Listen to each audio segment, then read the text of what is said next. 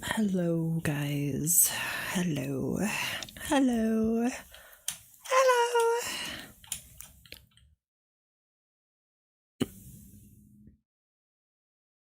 I had a coffee at like 3, and for some reason it made me real sleepy. I'm so sleepy now. But that's okay. You don't need to be awake to write music. You can write music in your sleep.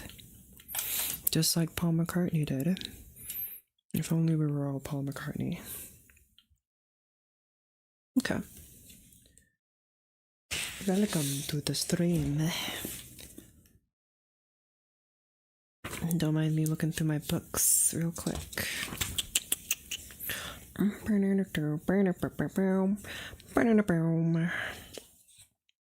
I did brush my teeth and splash a little bit of water in my face before I got here, so I'm hoping that would wake me up a little bit.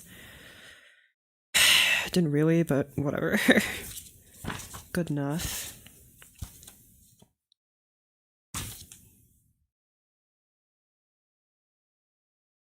Okay. The stream's current audio bitrate is lower than the recommended bitrate. Shut up, YouTube. You don't know anything about bitrate.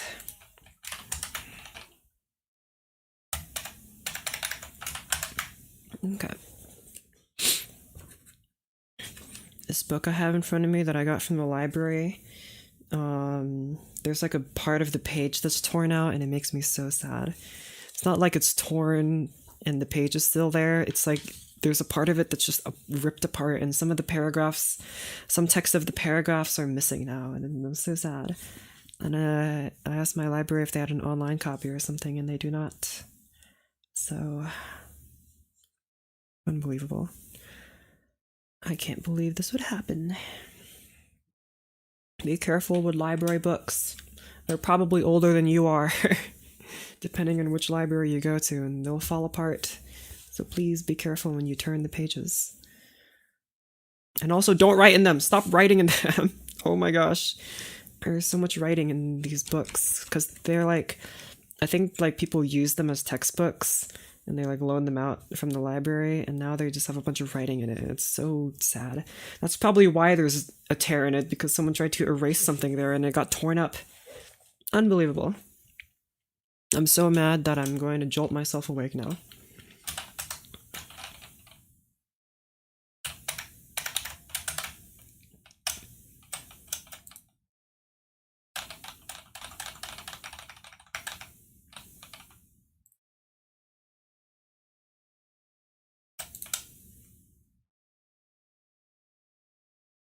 Okay. Yippee! It's stream time. It's Tonga time. Alright. Because I'm feeling sleepy, I'm gonna start the stream off by reading you guys a bedtime story. You guys want to hear a bedtime story? This bedtime story is from the book The Orchestra Volume 2 by Ebenezer Prout, and this story is called Chapter 5, Balance of Tone, Part 93. There are a few matters which give more trouble to the student in his early attempts at orchestration than that of securing a proper balance of tone.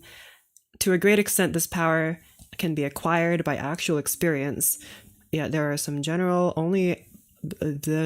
principles which can be laid down for his guidance, and it is of these we shall speak in the present chapter. What a beautiful setting.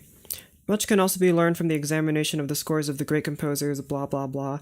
Secure a proper balance when writing for strings alone is generally not difficult, for in a well-appointed orchestra, the string parts will be approximately of the same strength.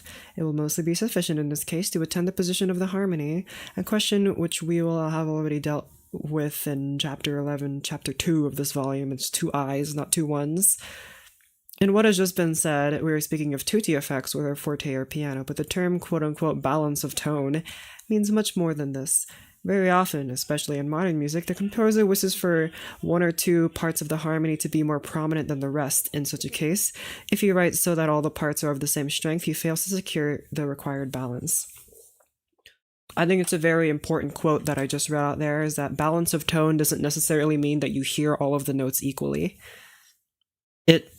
In fact, it might seem unbalanced if you do such a thing, for balance is a little bit relative, and maybe balance means that you want to hear the thirds or the fifths more than you do the root notes. To illustrate this point, let the student refer to the examples given in Volume 1, and this is where the page starts to get ripped apart. First, look at the passage by Brahms. Oh, I don't have Volume 1 on me. I'm going to skip ahead a little bit. The question becomes considerably more complex when winds are employed, either with or without the strings. In the first place, no two kinds of wood instruments are exactly of the same strength. Speaking in general terms, it may be said that the flute is the weakest, except in its highest octave, and the added fact that, as we already know, each has its own distinctive quality, and these instruments do not blend in the same homogeneous way as the strings do. For example, we will take the chord of C major in closed position for strings. I'm sure you guys can imagine that in y'all's heads. And then if you write the same chord in the same position for the woodwinds of different quality, and then the paragraph gets cut off here, but the example still remains. So let us begin by taking a look at all of these combinations that have been laid down before us using a choir of flute, oboe, clarinet, and C. Okay, and bassoon. I'm not writing for clarinet and C. Get out of here. Who uses clarinet in K? No one. Alright, time to write these notes down. So basically, what this is saying is that they're taking a bunch of chords and they're writing it in different ways in instruments to prove that there are many different ways that you can write for these instruments, to arrange the same exact chord for wind instruments, and they will sound pretty much the same. Or not the same. They will sound the same chord, but they will be different in tone quality, and that also means that I fix the time signature. Thank you. And that also means that I get rid of this go away 4/4, and I correctly add the layout thing. Bang! And I also fit the time signature here. Doink, that's the wrong one. Doink. Doink. When I say doink, you doink. Thank you. Okay. Now it's time for some notes. So let me make a note here. No pun intended. For layout. I need a text here. Why are you all the way down there? Page break. Bang. Actually, I don't know if I need a page break for sure, because there's these measures in between that I don't want. Anyway, let's just say that unlike strings, woodwinds have different. What kind of? They said Clarison Fullerton tone has each has its own distinctive quality, with tone qualities from each other. Let's say have very different tone qualities from each other. And so, and this is page 82 of Prout's book. Unlike strings, woodwinds have very different tone qualities from each other. The same chord. They sound very different when arranged differently, and arranged in various ways for woodwinds. I think it's also fair to say that kind of, sort of, generally, the brass has a more homogeneous tone color than the woodwinds. Generally. In general. Big in general. But in general. But not really. But also in general. So Prout gives 6 examples of the same chord being arranged in different ways. Just a nice C major chord.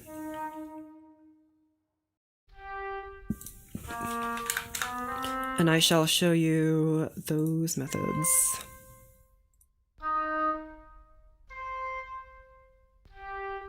Clarinet here.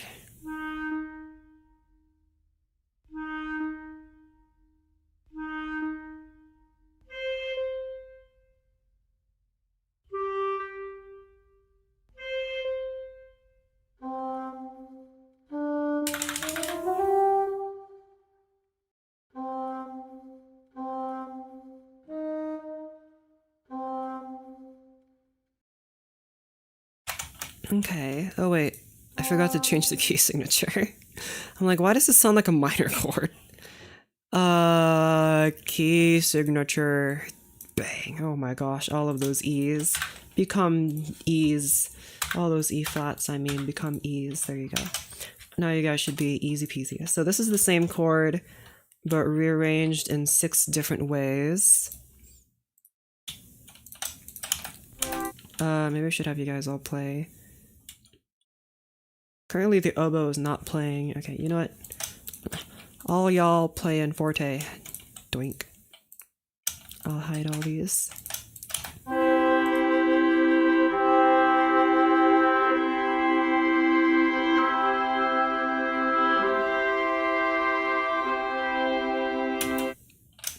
Okay, so those are all C major as you heard, but they all sound different. And this one, that one just sounds like pain and I hate listening to it, for reasons that I guess Prout will get into.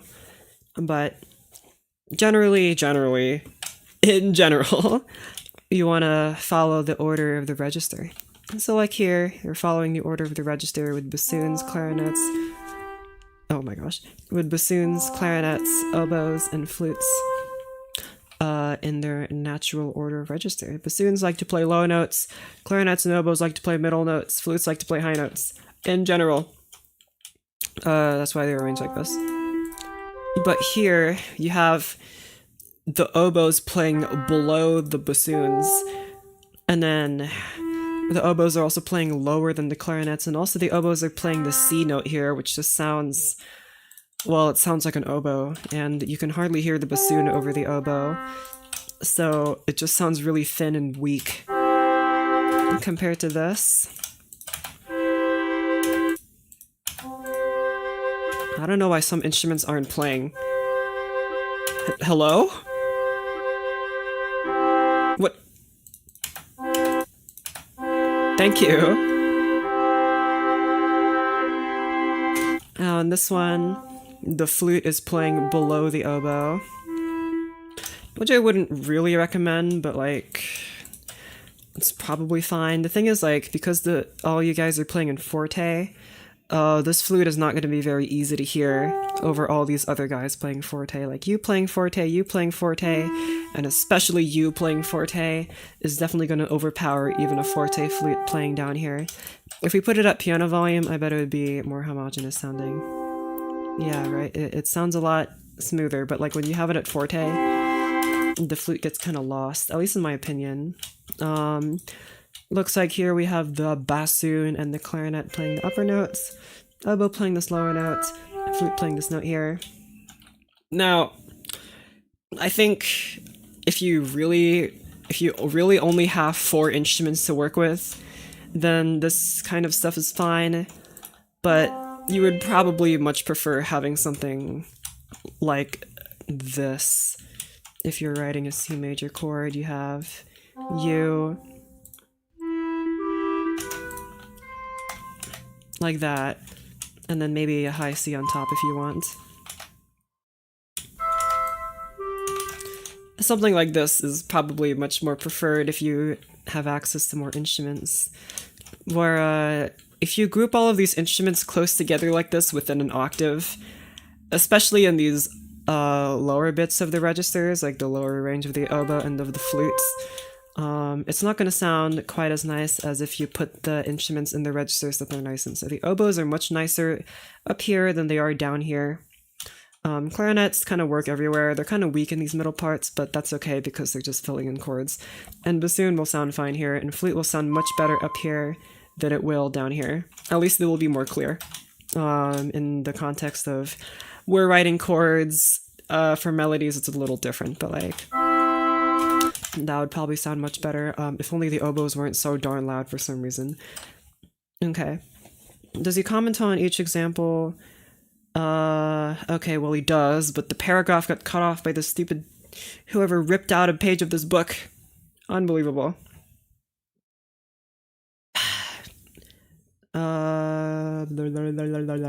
At D again, which is this one, 4th one. The flute is too weak. Hey, I said that. Between the C of the clarinet and the rather obtrusive low E of the oboe. This E is obtrusive. But no chord will, in general, be entirely satisfactory where each note is of a different tone color. That's also something that Mr. Korsakov commented on, is that if you have too many tone colors playing at the same time that aren't like blending together, then it's gonna sound kind of like a big mess. That's why you gotta have either multiple instruments playing notes and blocking out chords, or you put the instruments in ranges where they blend better together. So the oboes and the flutes will blend better together if they're in their higher registers, and they will not blend better together if they're in their lower registers. Now it really depends on what kind of sound you're going for. You don't always have to blend instruments to get the sound you want. Sometimes that ain't what you want, but let's write notes here about each example and why it might be good or bad. Let's see. This one, instruments following the natural order of register. Also, this text is too big. Shrink. There you go. And here, oboe is too low, and bassoon is too high. So oboe will be too overpowering. But powering, or maybe not too over, just overpowering is fine. Maybe bassoon will overpower the chord. The other instruments. Other instruments is fine. I was gonna say other voices, but other instruments is fine. Okay. Hello. Okay, so in this example, the oboe is playing too low in its register. It's at the bottom of the chord, and the oboe in these notes here, I mean, it sounds a lot like an oboe. And up here, the bassoon, it hardly sounds like a bassoon at all. It's starting to become an oboe. It actually sounds more like an English horn. Clarinets will be fine here. Ideally, clarinets would be, in the not middle register, but if we can, we're just gonna put clarinets in the middle because of cuz.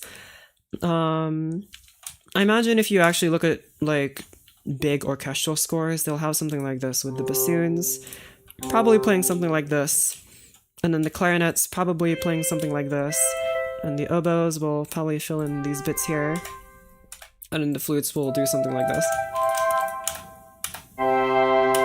And that'll be a lot more full, but when you have only 4 instruments, it is kind of wacky. If you're writing for a wind quartet, then you're probably not blocking in a bunch of chords all the time. That's not really... I don't think the wind quartet is really conducive to big chords like this unless you really know what you're doing. And even then, you have to know what you're doing. I think that's why the wind quintet, is much better, because the horn kind of bridges the gap between some of these instruments.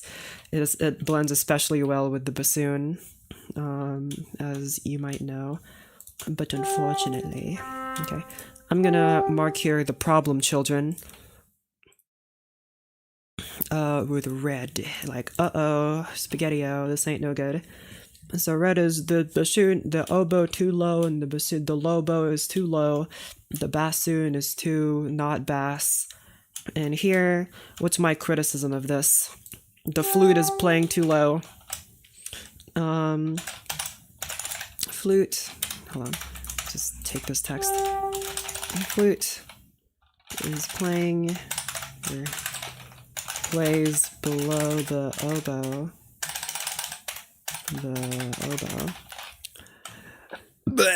So overpowers the flute.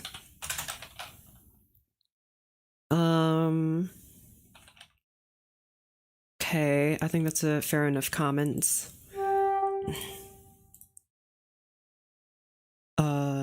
Doink.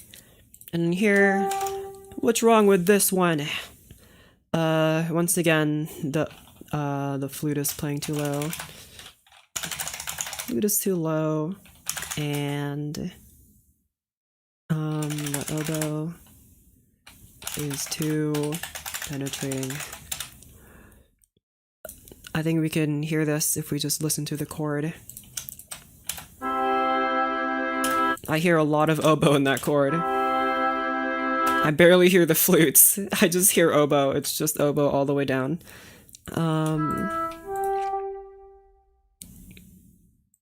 Doink. In this example, the flute is playing way too low.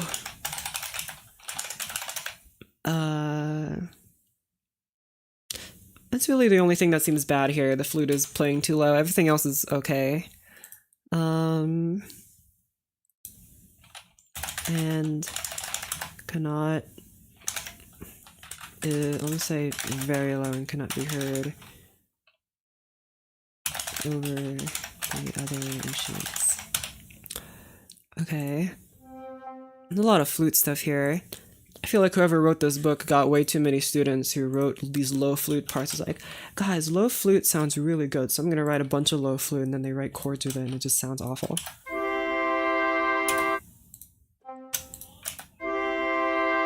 I don't know about you guys, but I can't even tell that the flute is there. It's so low. I think once again here the flute is just playing too low. And oboe is... well, the oboe is below the clarinet. I think this is fine.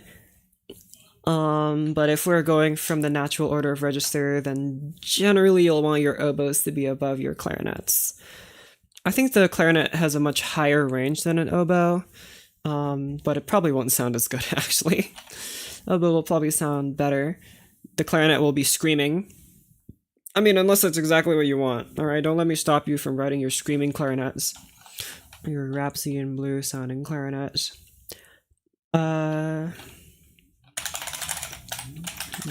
Clarinet. Pop, pop. There you go. I mean, okay. A much better, as well as more usual plan in writing 4-part harmony for wind instruments is to take 2 pairs, generally 2 oboes and 2 bassoons, or 2 clarinets and 2 bassoons. The former of these combinations has the more homogeneous quality, owing to the oboe and bassoon being both double reeds. The latter is the fuller and richer in tone. We will give one short example of each. I see. Okay. So let us see together. You need more measures. Insert more, add like 100 more measures, I don't know. Okay. So, as they said here, layout, doink. They said like,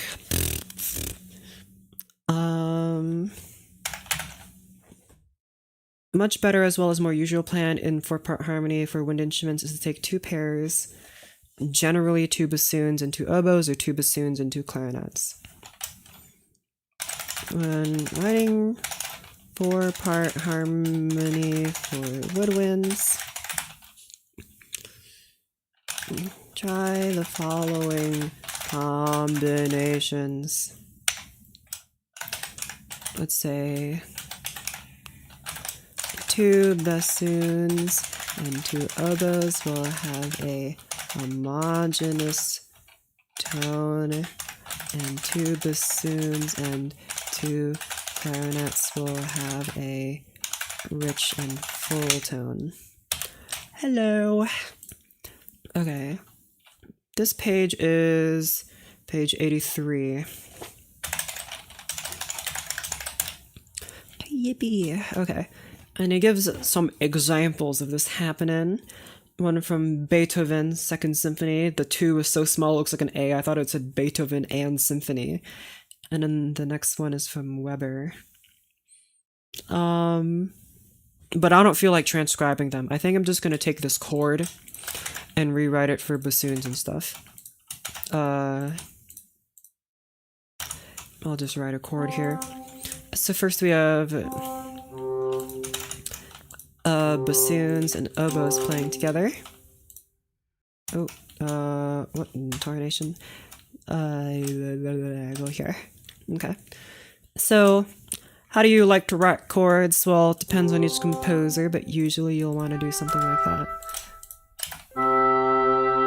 It'll have a homogeneous tone. Actually, let's start with something like close harmony.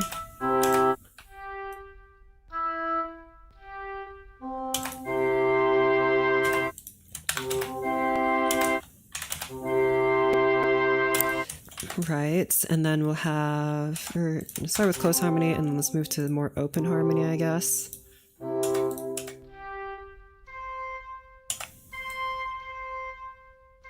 Maybe that's a bit too open. Generally, if you're trying to blend instruments together, I wouldn't recommend putting the oboe below this A and G. It will just not blend as nicely.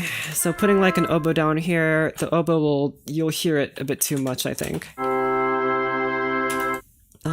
Compared to if you put it something like this. Of course, the bassoon will also be way too loud.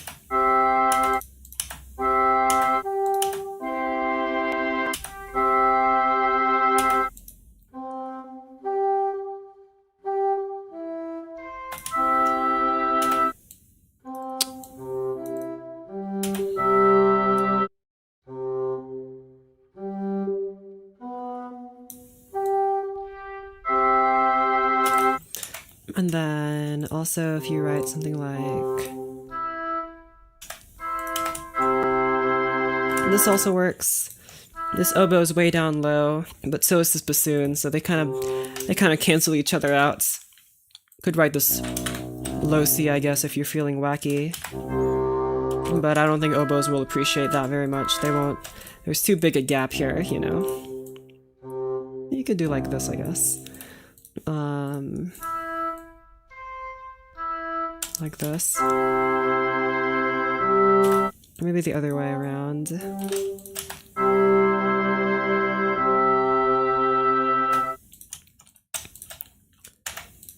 This is probably what you want to go with, though. Owing to the oboes have like this have a higher range, but the bassoons have a lower range. So they really only meet in the middle, right around this here. Bassoons going any higher than this will probably be a problem. But anyway, the clarinet's playing this will have a fuller quality. I personally prefer the fuller quality, but of course there is a time and place for this. With oboes and then now the clarinets. This probably blends a lot better at piano though. As expected. Yeah, of course the clarinets have a more like pipe organ-like quality. Yippee! Okay, so I'm gonna put you guys here, and you get, and then, yeah, homogeneous tone, a rich and full tone. I feel like I could do much better here, actually. Could write more examples for clarinets, because clarinets have a much bigger range than oboes.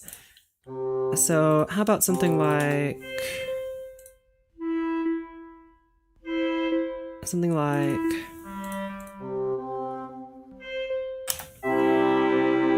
I like that a lot. And I think also this might be fun. If I do like that, have a C, let's see.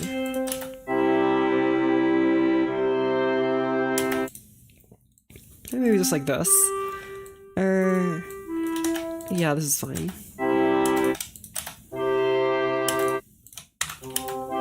That's exactly what I wrote over here. Darn it. What about some low chords?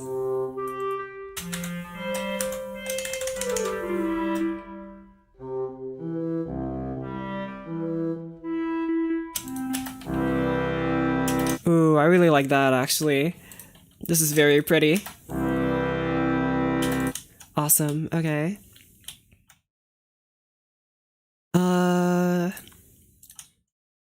Yippee. Maybe I should have broken you guys up like this. Nah, that's okay. There are just more combinations with clarinets and bassoons, because the bassoons and the clarinets have a nice lower range, right? Especially this is sexy. Listen to that low C. Now, why exactly did I construct the chord like this, and not like this or whatever?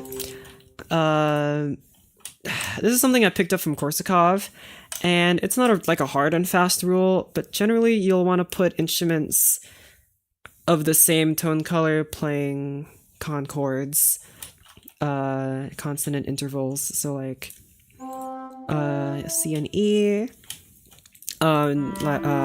major thirds, minor thirds, major sixths, minor sixths, octaves.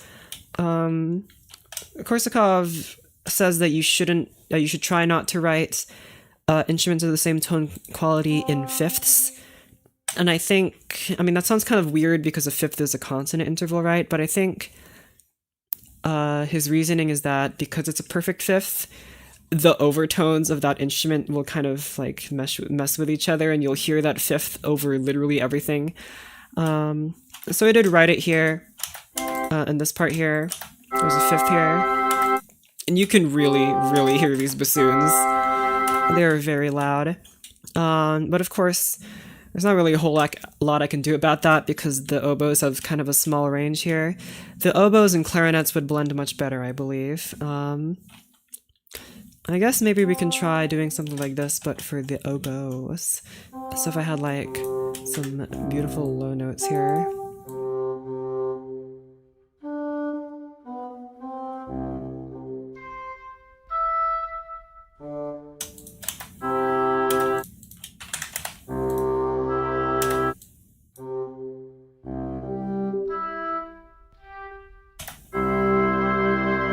That sounds nice, I like that. If we have super duper open harmony here. See, this fifth sounds kind of ugly, but if I kind of break it apart by putting you down an octave, it sounds much better. And I think ideally you'd actually have like clarinets maybe filling in a little bit here, so. Okay, well clarinet can't play that low, but like if you play something like that, where you guys are playing a major sixth, you guys are playing quite a big octave, not an octave, just a big interval, and you're playing a sixth. That'll probably sound pretty darn good. But anyway, if you're writing here for clarinets and bassoons, there is a much bigger possibility of very cool stuff that you can do. So I'm gonna go against my own advice. I mean, I will go with my own advice. I'll go against whatever the heck I wrote off the cuff here. And I shall remove this fifth here that I do not like. It sounds bad. I don't like it. If we had, like, for example, this.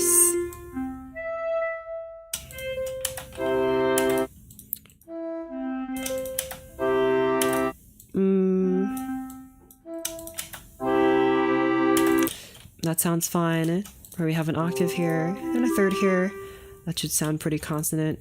Here we have an octave and a sixth. That'll sound good. And here we have basically a third, but I just put this down an octave. And I do have this fourth here. A fourth is kind of weird because it's both a consonance and a dissonance, depending. You don't need to know the reasons why, it just is. But anyway, it sounds sexy, and that's all that matters. Okay, moving on. Other and less frequently used combinations of pairs of instruments will be seen in some of our preceding examples.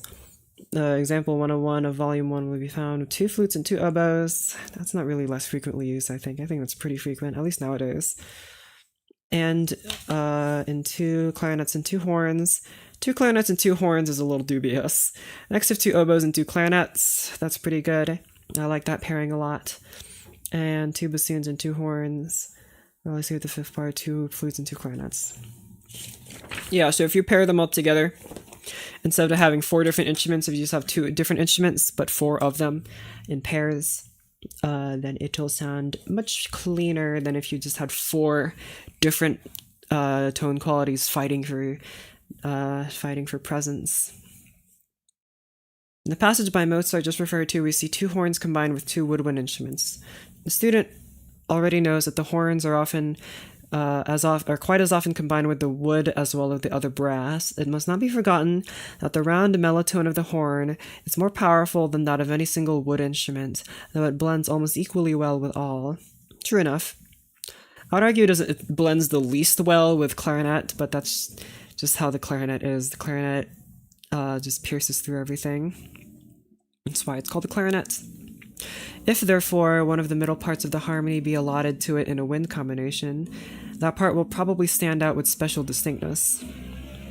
If therefore one of the middle parts of the harmony be allotted to it in a wind combination, so that part will probably stand out with special distinctness. Okay, so basically what it's saying, if you're writing a wind chord and the horn is in there somewhere, chances are the horn's going to be heard over everything else, just because the horn is so darn loud compared to the woodwind dudes. The point is illustrated in the first two bars, blah, blah, blah. A thoughtful examination for numerous okay, so actually, let me write that down.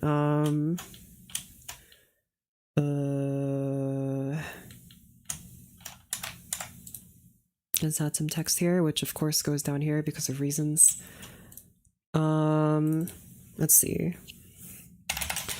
When woodwinds combine with horns, because the horns, I didn't add a space there, are louder than the woodwinds, their notes, the horn notes, will stand out in the chord. In the chord. So if we just write something here, I imagine that you'll want the horn to belt out either the root note or the third or something. So let's add bassoon. Horn playing this beautiful third, and let's have some clarinets and stuff do this. And so now we have the horn playing this third here.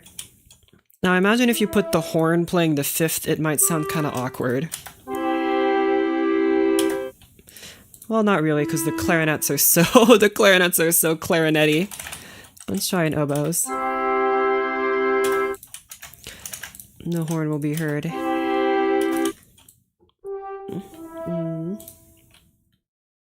How high can y'all play? I can play a double high G. Is that this dude right here? Oh man, what a note. That's so high. Man, ouch. I wonder if anyone's actually written that note for horn and F. Don't you need higher? Oh no. It doesn't even have a sound for this. G6. Unbelievable. Okay, horn, bassoon. Anyway, as we said, the horn. Oh wait. Like that. Actually, let's play it on every part of the trad, so like this. Have you double with you. Have you play this.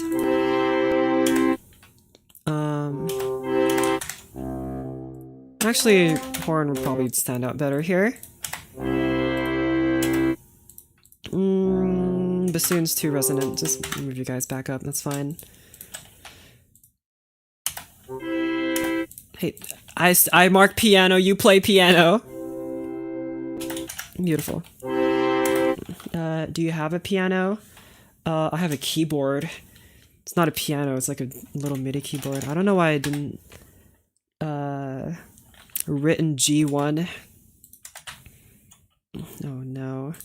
Which one is written? Why is the sound not playing out of... What happened to this muse score? Hello? I opened the program and it's like, no, no more sound for you. Anyway, this is where I have my keyboard. Again, it's not a piano, it's a keyboard, so I can only play like small melodies. Awesome. But that means I can play out chords for you guys. But playing on it just feels so awkward. Like my muscle memory just doesn't work there because the size of the keys is slightly small and their keys are weird to press. But of course, it's not meant for pianists. It's meant for producers and stuff. for when I eventually do the FL Studio streams. I'm not sure when that'll happen. I don't know why I haven't done it, because I want to. What app is that? What, this one? This one's Fort Sando. It's not like a synthesizer, it's literally a sound font player. This thing is MuseScore 4, the thing I'm using to write this.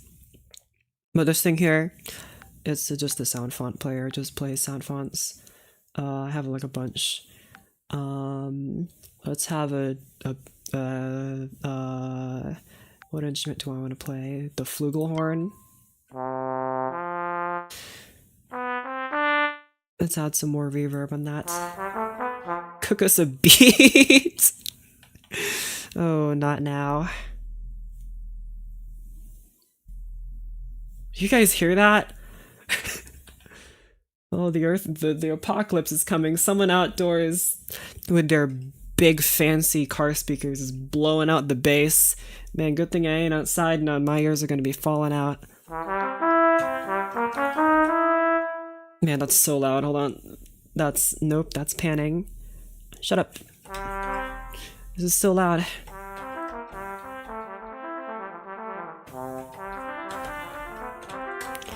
Okay, whatever. I'll just have that. Usually I have that on the side. Man, that bass is really annoying me, but whatever. Maybe I'll fight it back by playing my own 808. Also, what happened to my sound of MuseScore sound? As soon as I opened this program, MuseScore sound died, so I'll close it. It's still dead. How could you do this to me, MuseScore? I literally opened one program and now all your stuff is dead. Oh, also the instruments aren't playing anything. Okay, then it's an issue of I need to reopen this. Unbelievable. What a stupid program. Are you playing now? Nope. Did my output devices get screwed over when I changed something? Audio and MIDI. Are you working now? Yep, okay, I just had to restart it. Unbelievable, okay. Where was I writing? I was talking about chords. Man, that 808 is really bothering me. Oh my goodness. Hello. So if you play that, I can have... That's not C. Or if I have you play the G here. Guess ain't no one playing G in this chord. That's fine. Here, no one's playing E, so move this back here. So here we have the horn playing C, E, and G.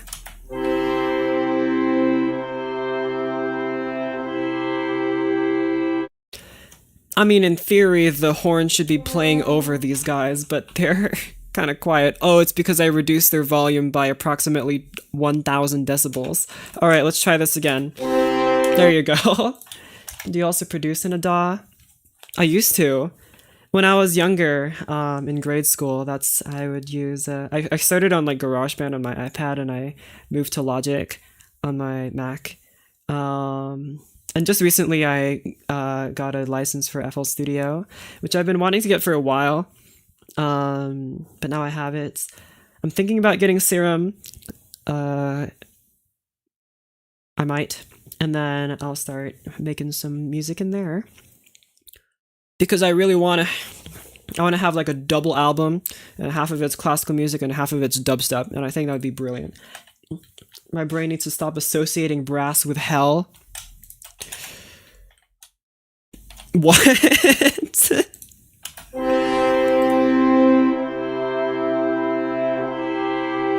Okay, yeah, now that we cranked up the volume of the horns to the volume of what horns would probably play at, the notes that the horn is playing is definitely coming through.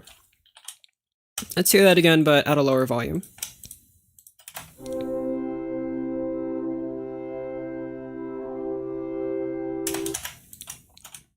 Very awesome. Now, I want to hear you again, but the horn obviously has a gigantic range, so I want to hear you again, but with these lower notes. Just move all you guys down an octave, I think that'll be fine. If I just do that, and there you go. I sing Baroque opera where major brass parts, either coloratura, constant dynamic changes, and or both. I see. Hold on, give me a second, please.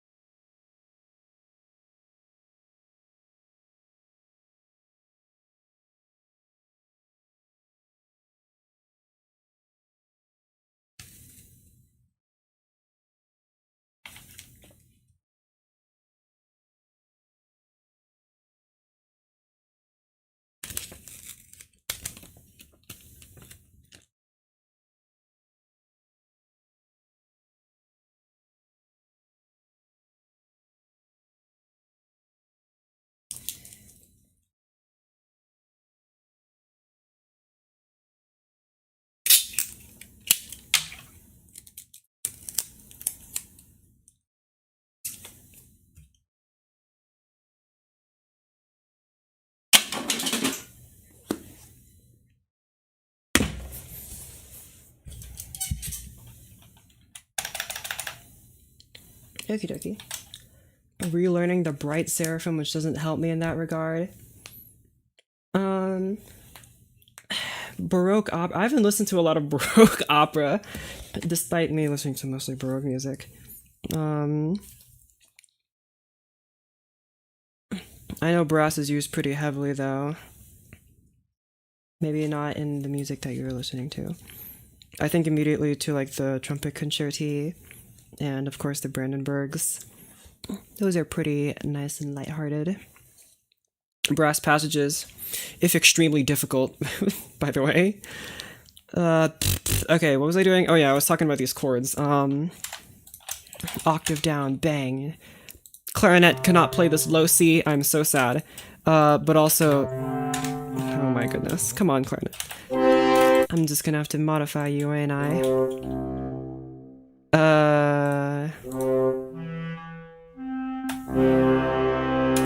That's a sexy chord, I ain't gonna lie.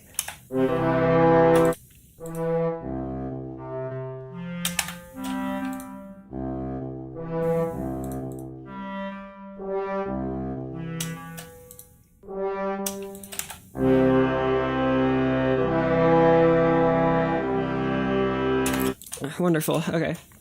Baroque operas where there's falsettists and harpsichords and men in dresses. Wow. So my favorite genre. That's all my favorite things combined into one music. Have you released anything? Or is this just a hobby? Both, I guess. I mean, I'm not like established anywhere. I haven't published it anywhere other than my YouTube channel. So you can see my music is here on my YouTube channel.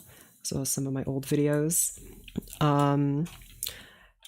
I haven't like published anything, like I don't have a publisher or anything. This is my hobby. I'm not a composition student either. I don't go to school for music. So this is just my hobby. I was a student of music for a while though. Hello. In worse news, it's kind of where the castrati come from. Oh, I know. We just don't talk about that part. Cut your balls off for better singing voices. Alright, anyway, where was I? Something about the horn. Thoughtful examination of numerous passages for wind instruments alone, which were quoted in the 3rd chapter, blah blah blah. True, I should do that. I see. It's a worthy sacrifice, I think. The first point to notice regarding the combinations of small orchestras is the tone of the strings, and the mass is more powerful than that of the woodwind. It's also where you sing like a drunk turkey. You know, I don't even want to know what a drunk turkey is supposed to mean. The low notes of the flute are accompanied only by short pizzicato chords. Okay, just some chordal stuff. Looking through this book. Okay. Pose. I need vibrato on the rests. Oh, okay, you got it. I don't know how to mark vibrato, but I can do this. There you go, trill over a rest. Just flick your tongue a bunch, and no one will know the difference. I don't even do classical. Why am I here? I don't know. Why are you asking me? Did I compel you to click on the stream? Anyway. I was gonna start today with a little bit of taking notes over writing for woodwinds. And now I'm done doing that. It's time to move on to something else. Alright, so this is what I was working on like an hour before I started streaming. I was like, you know what, I'll start streaming later. And I just started working on this and like, you know what, one day I'll do it. And from last time that I showed this on stream, I've made some changes. So first, the rhythm here is a little bit more free. There's this tempo stuff happening here. I got rid of some of the string bits. The strings are no longer playing some big, thick chords. Now they're just playing the bass notes. And the trombones and this horn here are playing the harmony. I think I should have a horn double the tuba, but for now, this is what we have. It's also the only time contraltos have major roles that don't get replaced by sopranos more often than not. You know, I know that there's contralto, alto, mezzo soprano, and soprano, right? I tried to look up like examples of contralto singing voices, but there are so little examples. It's kind of sad. Do you have a cold? You sound different than last time I watched your stream. I don't know. Do I have a cold? Do I sound different? Do I need to move my mic closer? Do I sound similar now that I have the mic closer? You guys like my squeaky mic stand? It's so squeaky. It's really bothersome, but unfortunately I don't have a can of WD-40 within arm's reach at all times. I'm sorry. I know I'm a failure to all you guys by not having that. Please don't do that. Oh, which one? The squeaky or the mic? Who knows? We have the B-flat clarinets do some quintuplets in measures 5 through 8. Well, like here, quintuplets. That's so many notes. Anyway, I'll play for you what I have, and then I'll tell you everything that I think is wrong with it, and then we'll fix it. All right, let's go.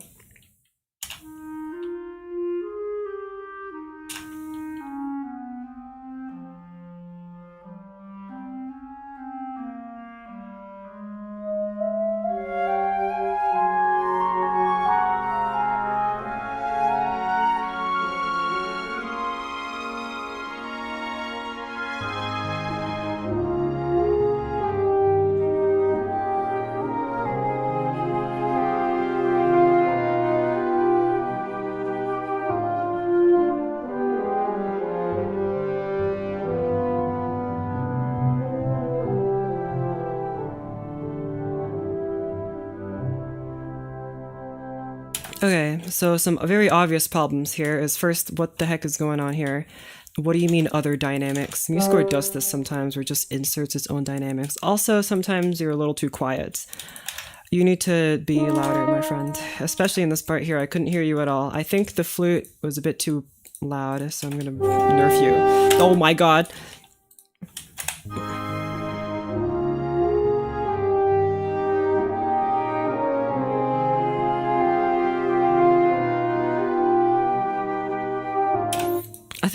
I really like how it dies off, but I just can't hear it. Maybe I need you guys to be quiet sooner like this. It's not like you can sing in contralto. I don't know, you should try. What makes you think that?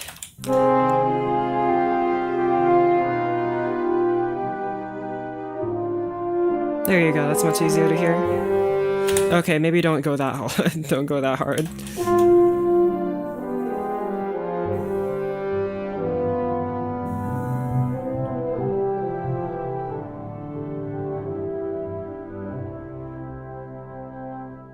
Okay. That's a little bit better. What else? I think something here just sounded a little bit off.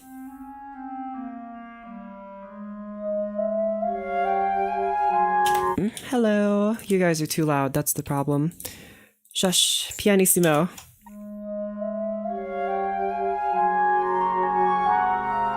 Clarinet, you're also too loud. Shut up.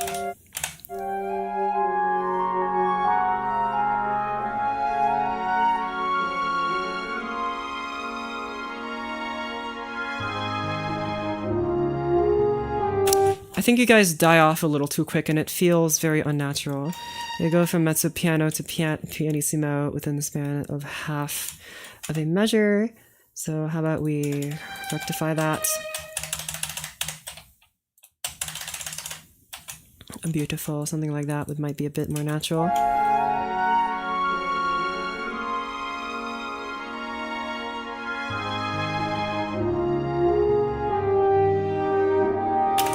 That's a little bit better. Have you guys shorten here so you die off quicker.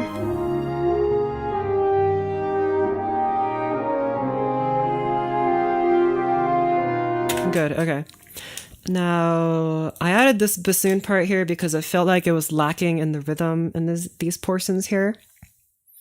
But I don't think I like the bassoon in particular playing this part. I think I would prefer it in a different instrument, but I'm not sure what exactly it would be.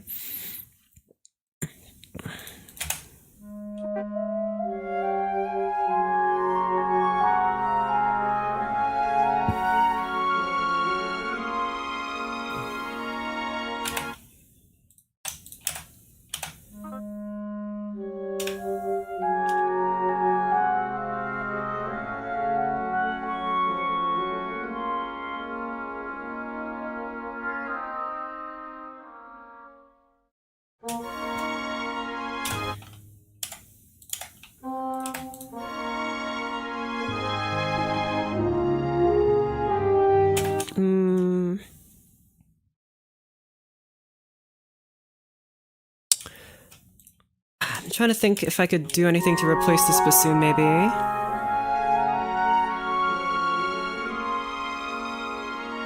I did add an alto saxophone here just to experiment, but I ended up not really liking it, so alto saxophone, say your prayers, okay. I also included a contrabassoon. I haven't used it yet, but I just know that knowing me, I am going to use it later, so it's gonna stay for a little bit.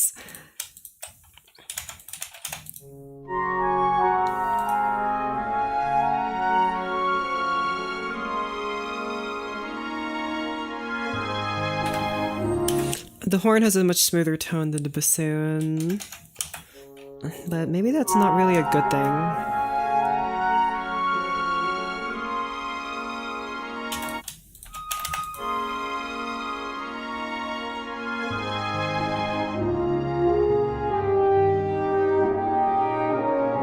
I'm also not quite sure if I'm a fan of whatever the heck is happening over here. I feel like instead it's gotta be something else. But I don't know what that would be. This is like a flat major chord. I just have the piano doing some very simple stuff here. What if I get rid of it? Get rid of it. Goodbye. Just have chords only.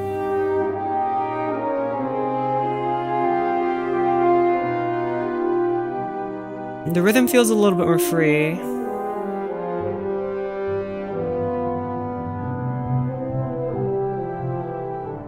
Some very low timpani parts here. Okay. I'm going to get rid of you for a sec. And instead I want to try having the harp play some chords here.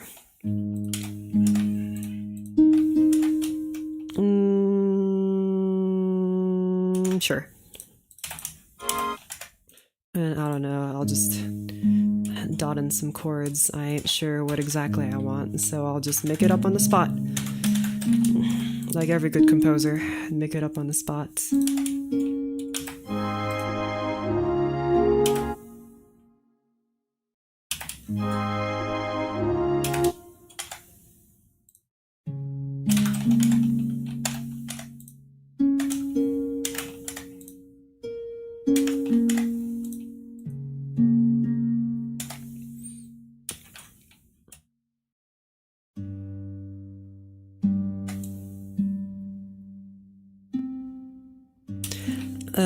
You guys shouldn't be so far apart.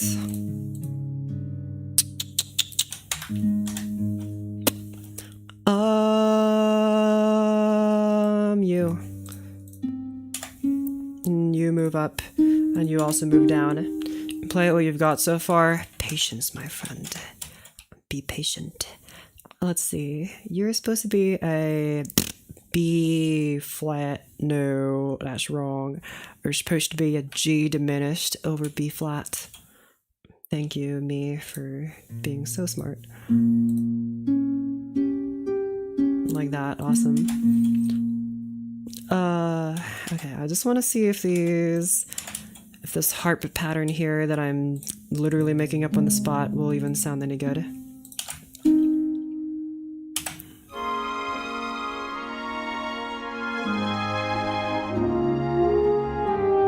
Okay, I would like to hear the harp since I wrote it in, thank you.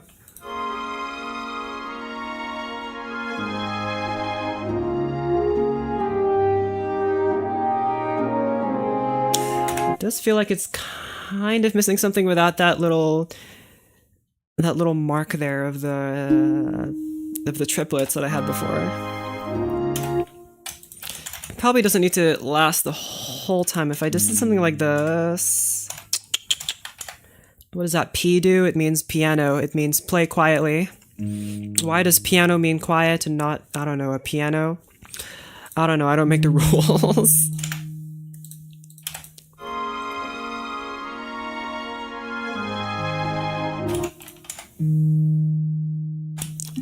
Have a nice open chord there. I'm thinking we have some beautiful pizzicato buddies helping along here. But that means I need to mark you as pizzicato.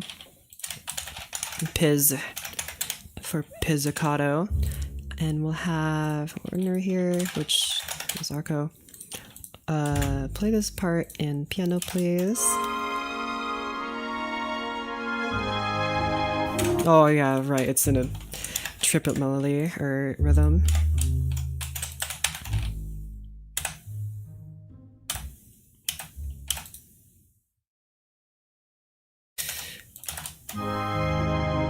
You would fit much better on cello. And then, of course, you are Arco. F2. When I press F2, that means you F2. Arco. And then you play pianissimo. You also play pianissimo. Awesome.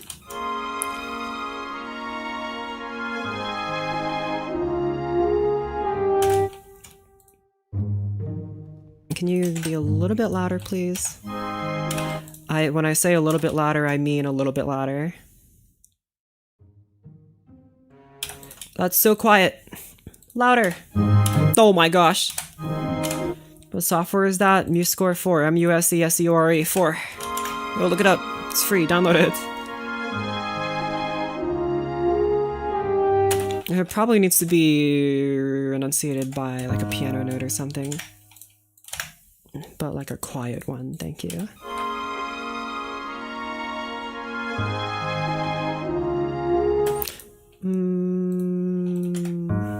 Have you guys play something similar here? No, I don't like that. Never mind.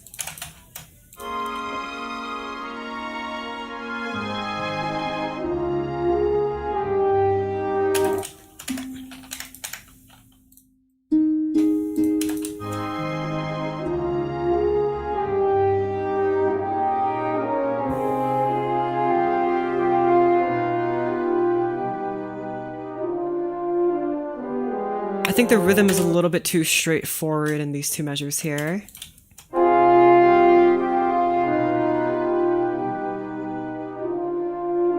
Yeah. See how the melody has like this quarter note rhythm, whereas we had this kind of like this jagged rhythm. What's the word for it? Like offset, staggered. I guess staggered is the word. It has like this staggered kind of rhythm because of this triplet thing here.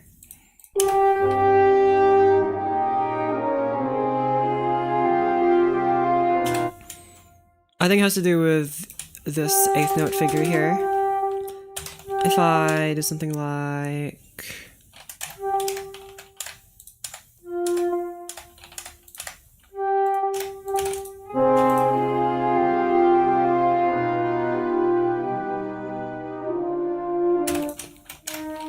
Oopsies. Syncopated? I think that is the word, syncopated.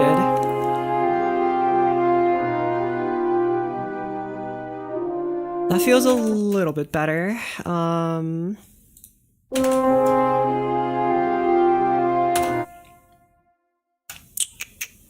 Maybe...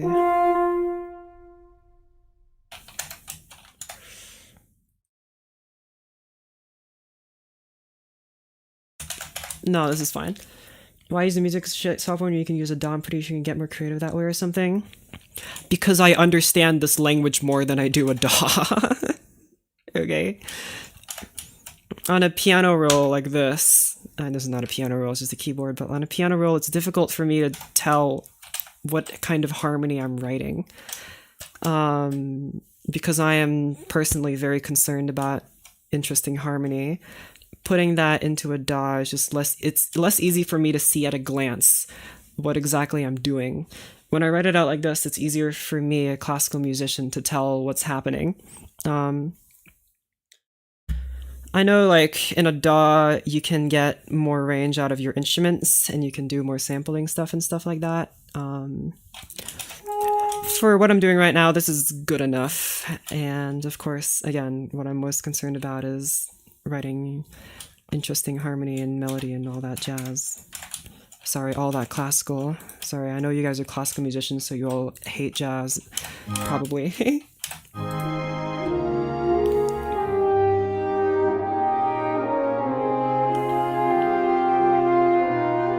It's kind of hard to hear this flute. I think if I put it in oboe instead, it would be easier to hear.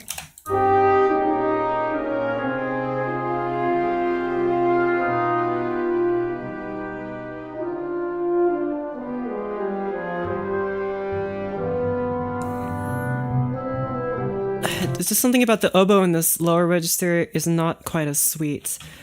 It would sound better if it was in its upper register, but I don't really want to do that, so I think I'll just keep you in this nice, pretty low flute section, but that does mean you will have to be louder because the flute cannot...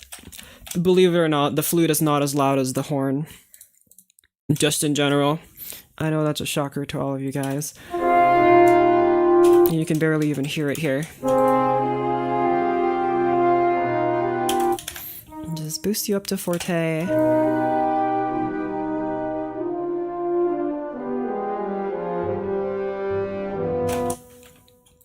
I want a nice triplet figure here.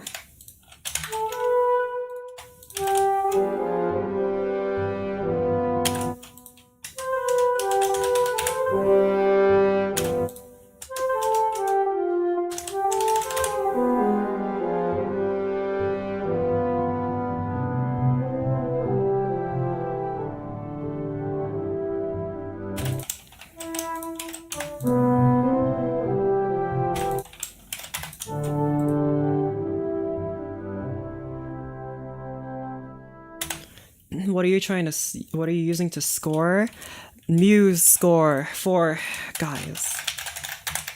If you just type in MUSESEORE4, yippee, you can go download it right now. Oh, click on this button, and this is a forum post. That doesn't work at all. Go here, and then download the Snappy, or the Fedora, or the Windows for all of you 2 people that use Windows. I know all of you guys are on whatever Dragonfly is, or Arch if you're a nerd, or Mad G. I've never even heard of that in my entire life. Wow, you need you need 500 mebs of space or 15 gibs for Muse sounds, which I recommend you use. But if you don't have 15 gigabytes, maybe it's time that you start uninstalling some games. And you need 4 and or 8 cores. And if you're not on at least 720p, I feel for you. For all you guys that are using MuseScore on your CRTs, unfortunately you can't do it for MuseScore 4, so you're gonna have to upgrade. But you can use the old ones. If you want to use MuseScore 1, you can, I guess. Friend of Ossel. Okay, cool. Right, what was I doing?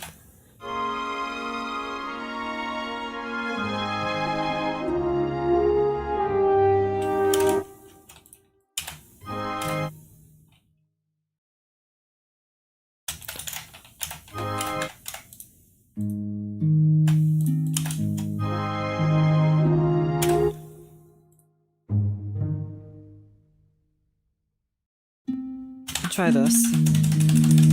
You're playing these nice fifths here. Oh, but also quiets. I've been trying to figure out how to run MuseScore 1.3 on a modern system because I have some scores I wrote in that from way back when. MuseScore 1.3 on a modern system? Does it only run on like Windows 7? Release notes for MuseScore 1.3. Did they remove Herobrine? Where do I download that again? Does it give you like, you need to have the all platforms? I mean, it says here that you need Windows 7 plus. I'm using Linux, so I expect some of the dynamic libraries to not be installed. I see. Well, maybe you could just like dig up like an old Chromebook or something and get Windows 8 or 7 on there, and then just shove MuseScore onto it and see. Which, by the way, 2013. Wow, that was the year of the Minecraft parody. All right. I think I'm kind of liking this staggered rhythm that we have here.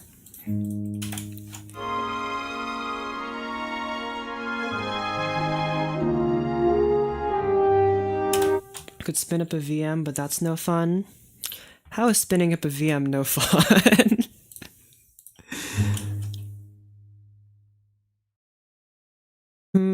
Let's get rid of this little tuplet here. And let's have a doink doink. And let's have a pizzicato again. Bang! And let's have a bang.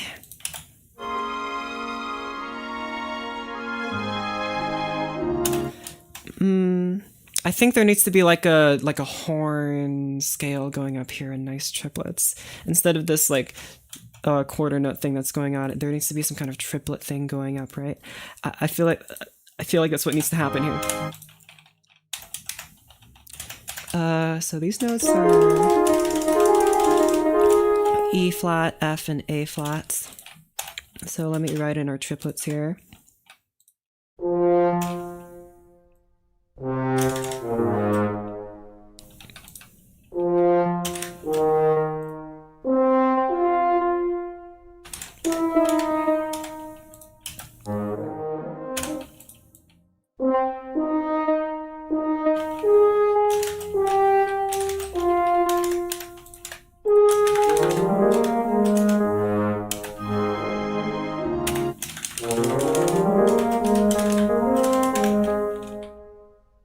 Let's have MP here for mana points.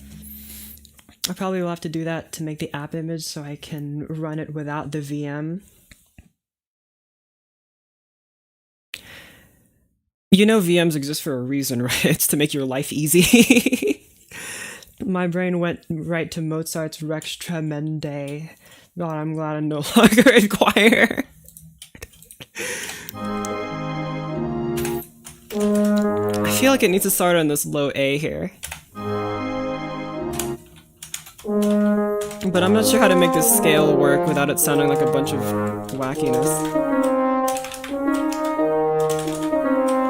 What key is this score on? It is A flat major. Look at those beautiful 4 flats. Why don't I have my composition chart open? What did I just do? I tried to use one of my keybinds and it died. Composition. Bang! Wow, circle of fifths. Yippee! There you go, 4 flats. A flat major or F minor. And then it moves here to C major, which is all the way over here. Pretty cool. Okay.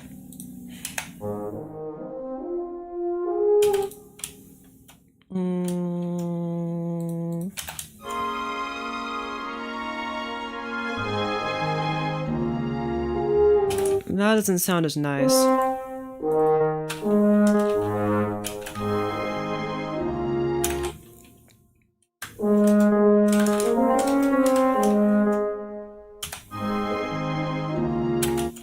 I guess it could have like euphonium punchant here and play this low note instead of the horn.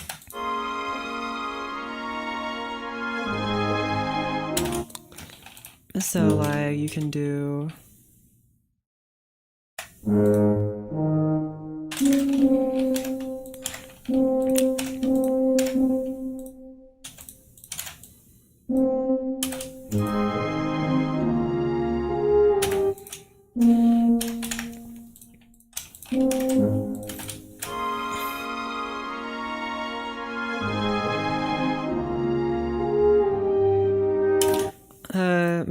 see, my problem with this is if I add too many brass instruments coming in here, it'll make this transition not sound as smooth.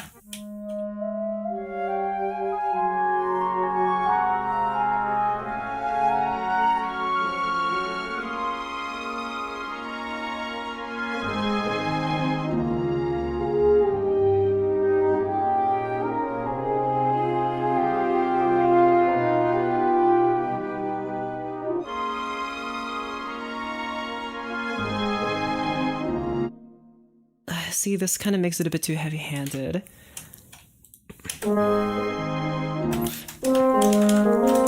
Maybe like a scale like this would be better.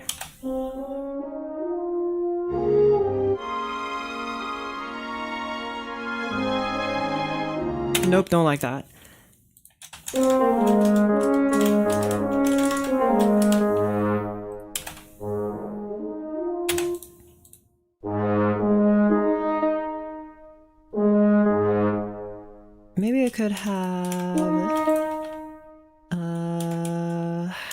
update I can have.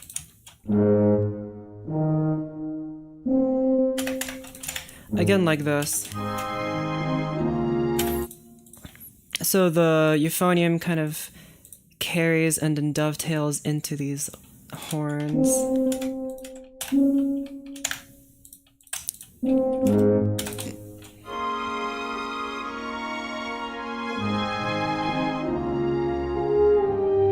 I think that works. The horn is weirdly quiet, but that's probably fine.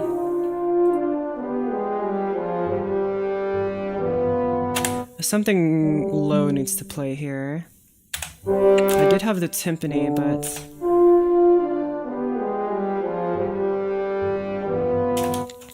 I could just have the tuba play this, I guess. But also it's playing pianissimo, so I can barely hear it. I know that's my fault, but shut up. Move all you guys down, try this.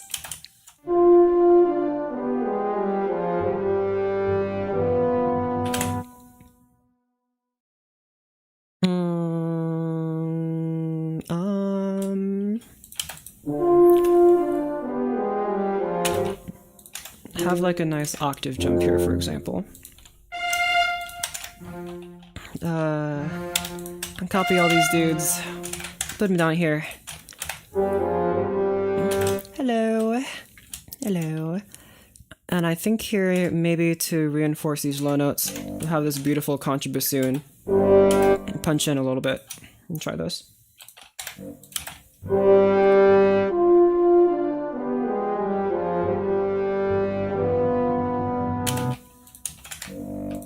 More bassoons.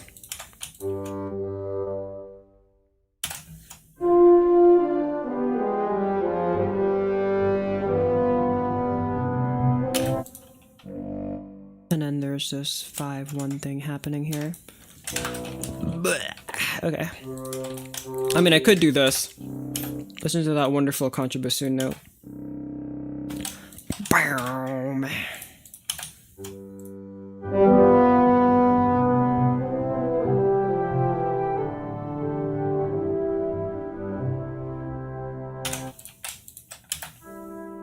Is this really what I want?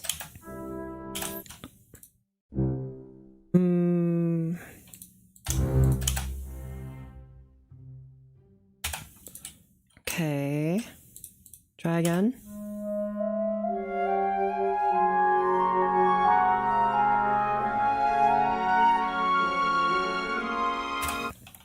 Triangle.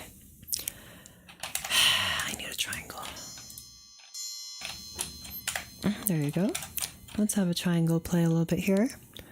And I'm going to have you do this. And I want you to like just add a little bit of something something over this.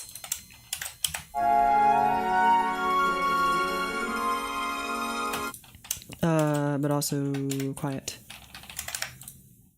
Just like do this, I guess. Don't I have different triangle sounds? I sure don't, unless I... Why not? Sure I do. Here, let's try this one. Triangles. Have a small triangle. Something nice and...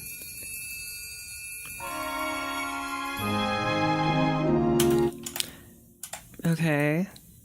Not even sure if I...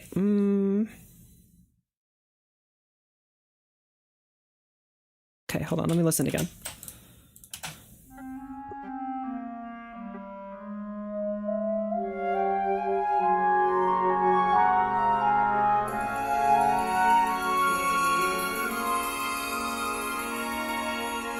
I think the triangle really adds a lot, but I'm not really digging how it's like... I think the dynamics of the triangle here will be very important. I just need to find out what that is. Maybe it just doesn't need to play in every note or whatever, but I think it's really adding something.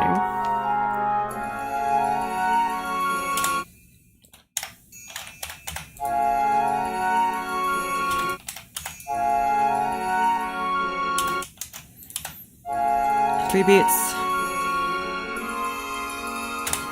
2 beats.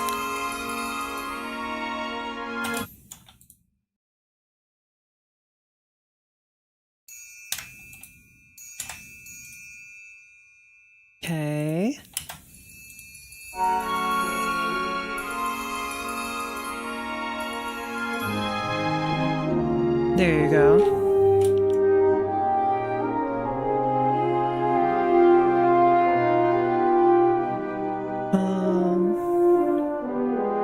Okay, it's losing a bit of its richness here. I made you guys quieter in anticipation of the horn getting quieter, but I think it sounds really dull if I don't put you guys back on pianissimo, so that's exactly what I'll do. Actually, I don't need to mark you as pianissimo again because you already are marked pianissimo at the start.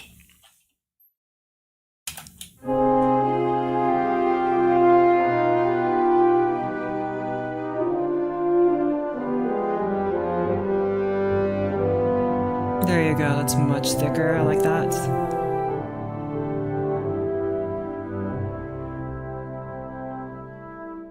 Okay, thank you, brasses. I'm thinking triangle again.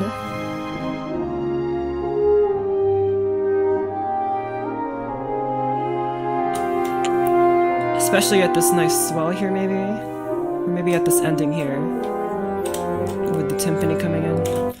On the second thing, gotta get going. Got some Vinci, not Da Vinci to sing. Da Vinci? I'll see you later. Listen to the violin and broken mirrors. Oh, you're right. There's my thing going squeaky again. The violin and broken mirrors. This used to be a viola and clarinet solo, I think. I just put it on horn because why not? Tremolo, there you go. Okay, maybe not that loud, but something similar. Start from triple P.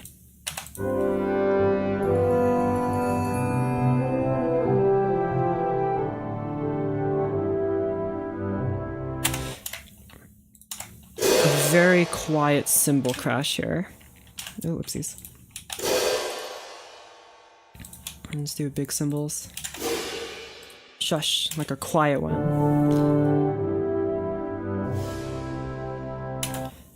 Yeah, I like that. Do you have like a slice option? This one is a scrape. Yeah, like that. What in tarnation? No. What happened there? Come on, man.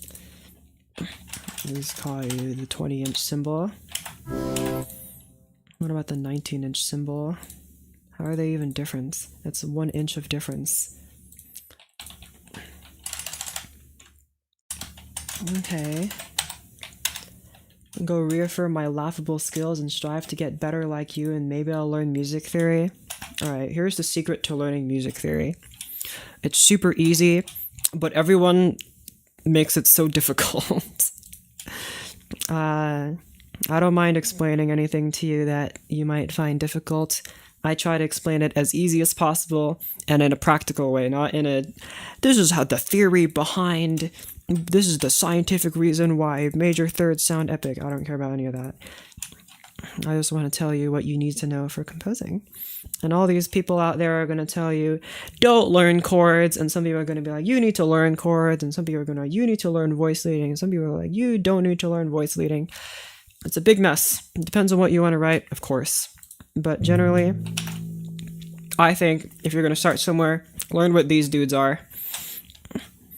This is very important if you want to write classical sounding music. These dudes. Or jazz, I guess. It's pretty important. But if you don't care about any of that stuff, then you can learn C major or G major. But I much prefer if you would learn this. This is easier language for me to speak to you because it works in all keys. C, C sharp, D, D sharp, whatever key you want, this will always work.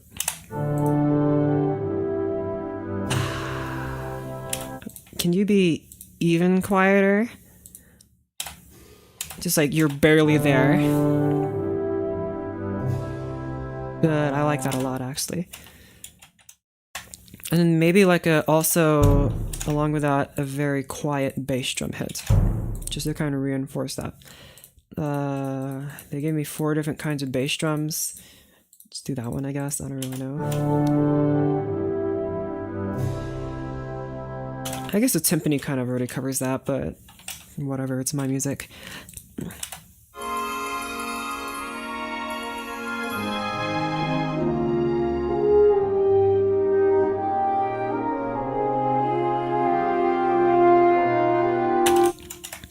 Now, I want to try something here that's probably very stupid, but it is me we're talking about. Let me just write here in the beginning that it's a 36-inch bass drum. Okay.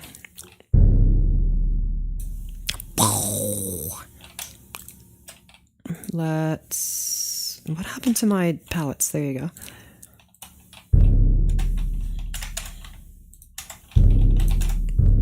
Listen to that beautiful rumble.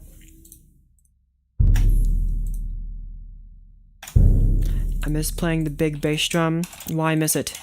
You can go out and get yourself as many bass drums as you want. Especially for all of those double bass drum tracks that I know all of you classical musicians are listening to. With the double kick drums.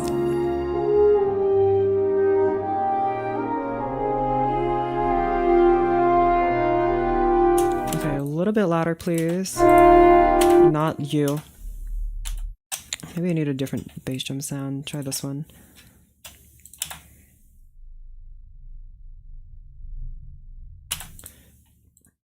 Big loud! That's not as loud as I hoped it would be. Can you be like piano? I think the tremolo here just isn't really working. Okay, then let's not do that.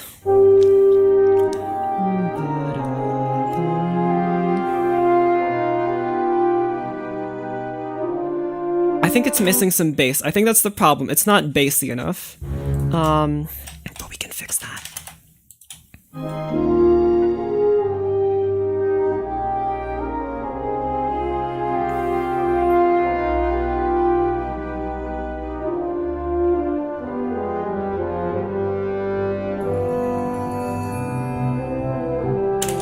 Triangle, you're a little bit too loud.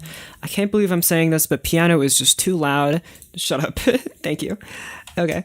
I think you're a little bit too bassy too early on. Especially this D.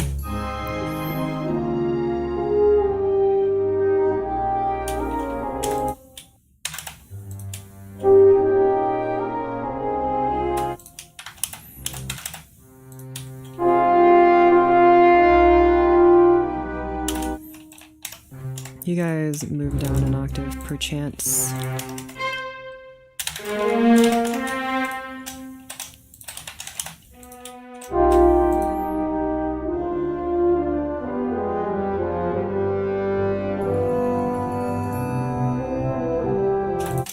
And you guys can move back up here.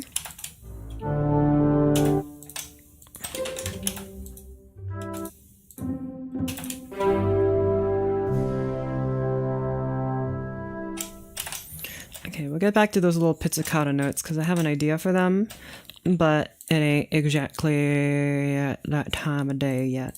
So I'll listen to it from the beginning and I'll point out everything that I don't like about it and then I'll fix it, maybe. Such is the life of music writing.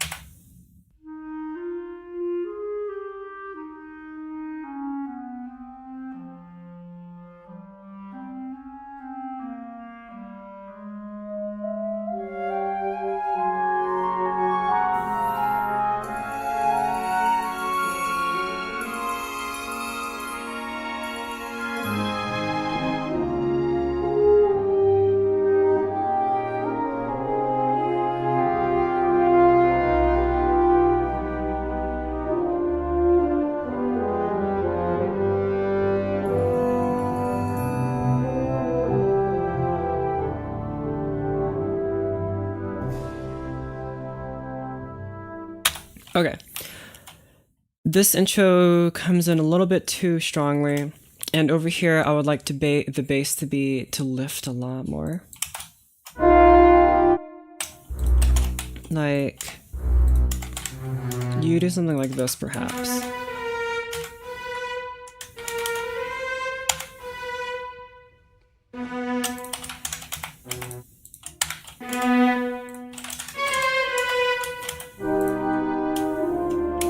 these notes here are too resonant.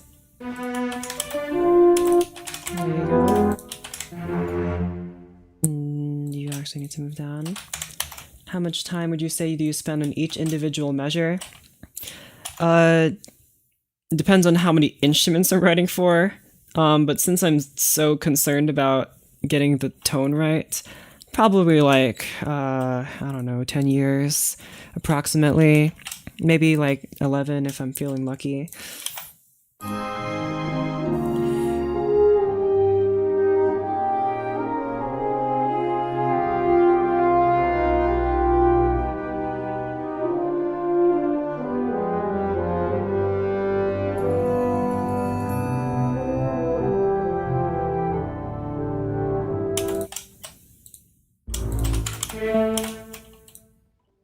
So many considerations for 2 seconds of music. Well, yeah, I don't have a deadline for this or anything. This is my hobby. So, what the ever. What the ever. You are a D minor chord, so you play these nice fifths here. That's not a fifth, that's a fifth.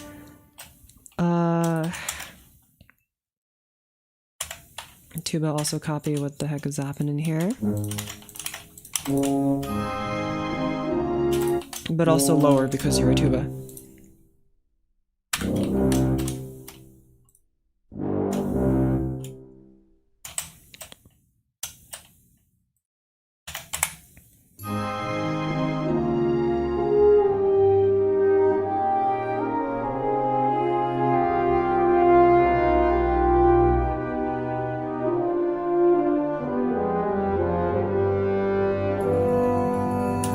A little bit louder, please.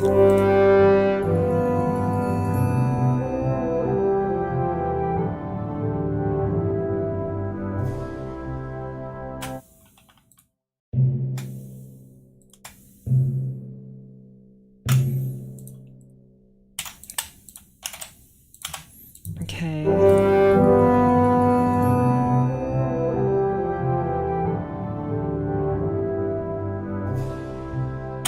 I don't know why I marked an A natural here. I think the key signature takes care of that. Make sure to naturalize your flats, y'all. My piano teacher pointed that out when I showed her one of my first compositions. She's like, you gotta naturalize this flat. And I'm like, okay. Anyway. What shall I do now? Listen to it again, see if I even like it.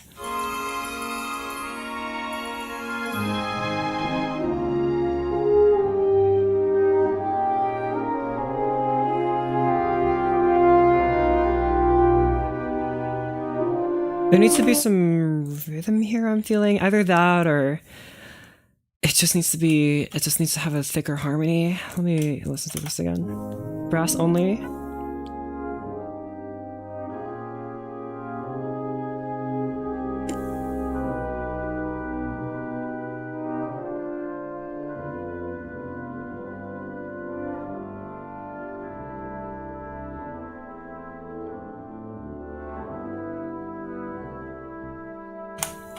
Okay.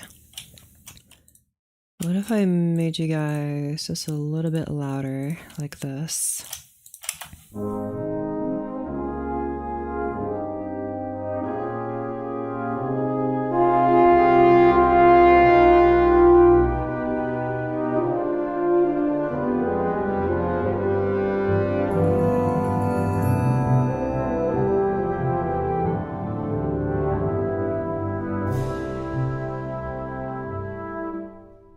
Go back here.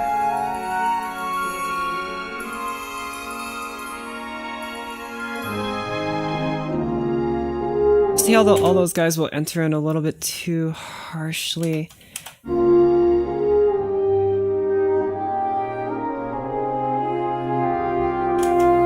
Okay, I think it'll just have to stay like that. Either I have strings come in softly, transition into brass. That's my other solution I'm thinking of here.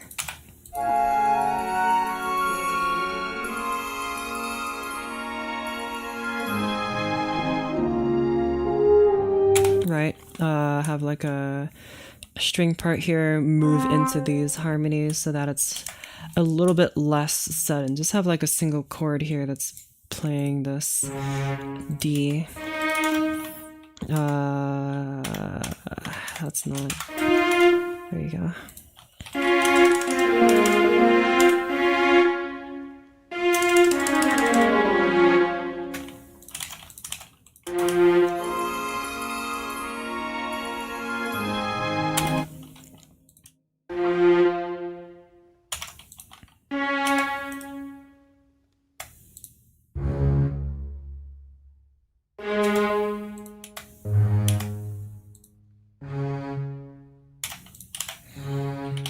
Let me shorten you to pits. I don't like how you guys are going over each other.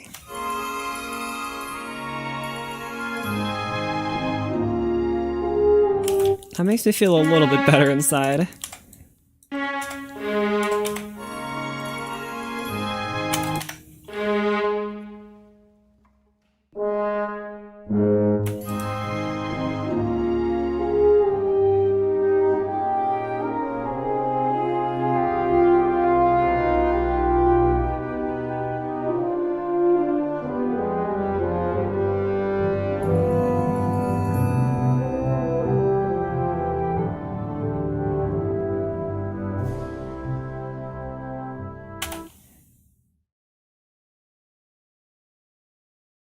Okay. This is much closer to what I wanted when I first set out to reorchestrate this. Something that's a lot less grand and something more chill, something more relaxed, something more free-flowing instead of very rigid like the original was. The original was very rigid. The reorchestration was a little bit less rigid. This is even less rigid. This is more languid. More free-flowing, and I like that. That's what I was going for. Okay. The woodwinds haven't really been doing a lot though, which I think is maybe room to change.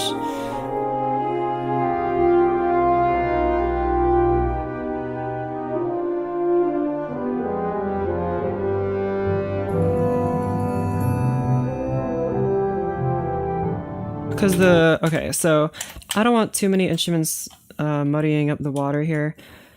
So I think instead I'll just have you, what notes are missing in these chords?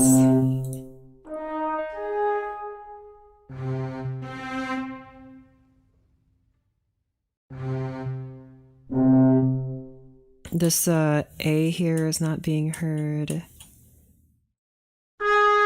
There are some chords that just aren't being played.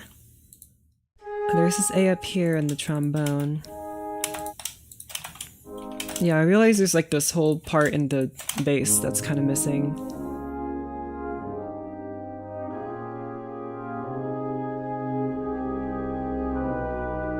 I can kind of resolve this by letting the euphonium double what the tuba is doing. This will fill in some of the gaps.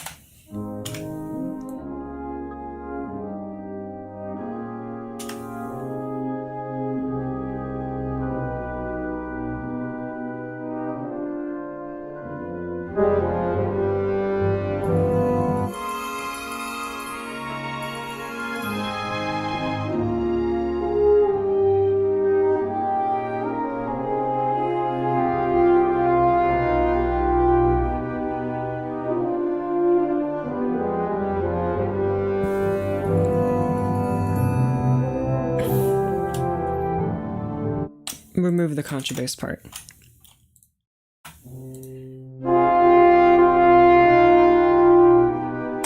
Put it back. Remove the tuba part.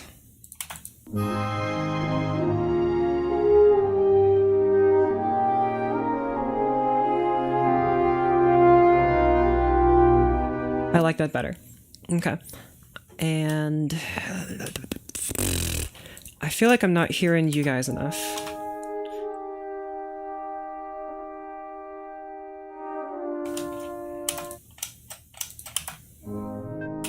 just mute the horn for a sec while I listen to this.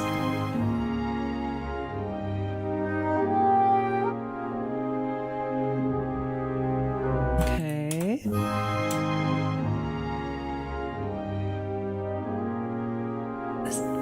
I really want these trombones to be louder. I could, for instance, move this trombone part to trumpets, and as you know, the trumpet will be probably much louder than the trombone. But it'll lose some of that warmth, I think. The trombone has a lot more warmth. Actually, what am I complaining about? You know, I have these wonderful instruments called horns that I'm just not using. I like a scrub.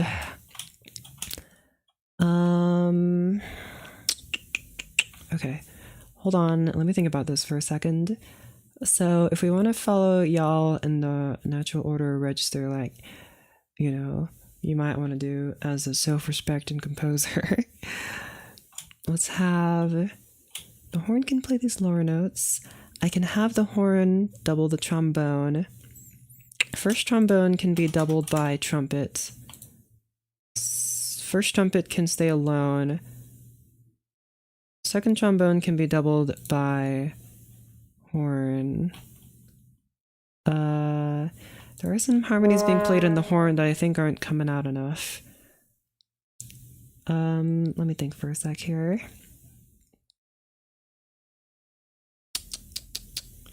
I do have 3 spare horns that aren't being used. Okay. So this is like a puzzle. Goodness. New here, your voice is so relaxing. Thank you. I put a lot of work into it. Let's see. If we have, for example, how many voices do we have in this harmony besides the bass? 1, 2, 3. There's a 3-voice choir. So those 3 voices can go into all 3 horns. Okay, that actually makes things a lot simpler. So if we take the upper voice of that and put it in second horn, you guys are playing second fiddle. There you go. Oh, that's so ugly. Oh my gosh, I hate those crossings. How about we don't do that then? Instead, oh wait, no, there are 4 voices because of this upper note here.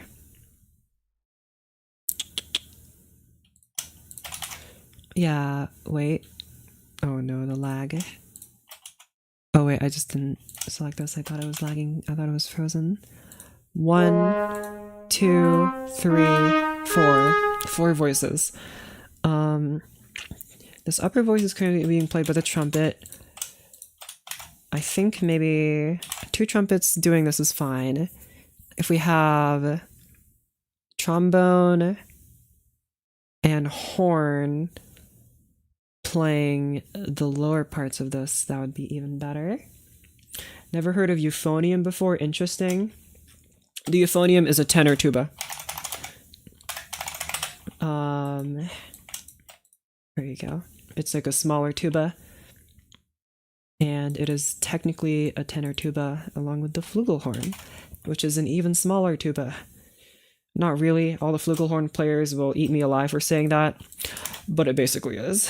They are shaped the same. If you look at a tuba, it's shaped like that. If you look at a euphonium, it's shaped like that. If you look at a flugelhorn, it's shaped like that. They all have this like this shape where it like bells outward like that. Whereas if you look at like a trumpet, it'll be a lot thinner. This one's a bit thicker. Everything is tuba, just scaled down. Not necessarily, but basically. The trumpet is a slightly different design that makes it like, see how the trumpet is like thinner and like a little longer?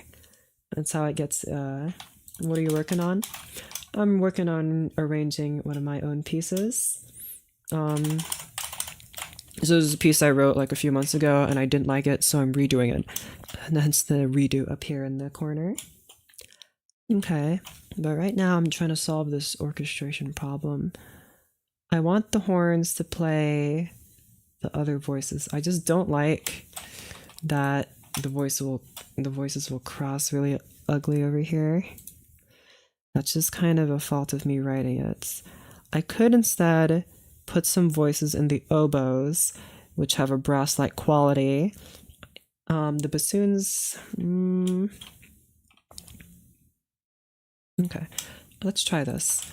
Let's try you guys actually play in both of the oboes. What's the next voice here? Is this E here? You guys be played by the trumpets. Trumpet, trumpet. You be played by trombone. And all three of these be played by horn? Maybe only the lower parts be played by horn, but then you guys are gonna cross over lower notes. I think the trombones would be resonant enough on their own.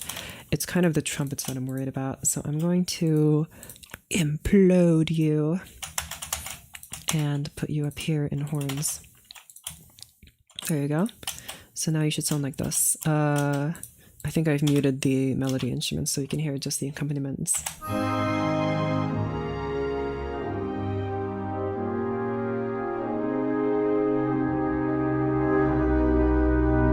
That's a little bit bigger of a sound. Brass only.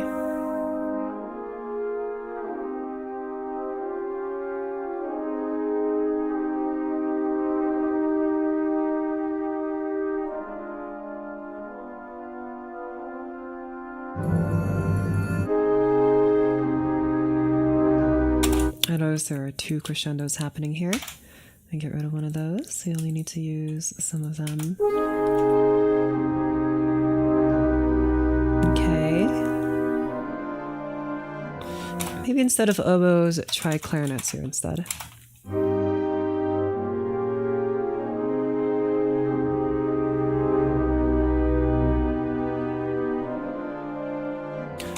Clarinets play slightly louder than the brass. Try this.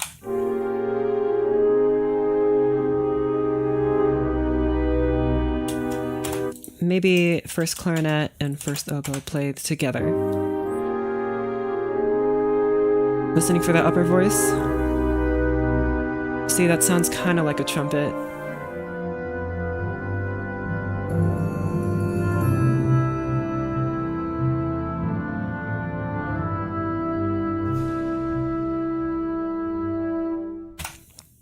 Okay. Maybe I could have it so that y'all boost up to piano. So like my problem was that you guys came in a little too strong after this like woodwind and string part here.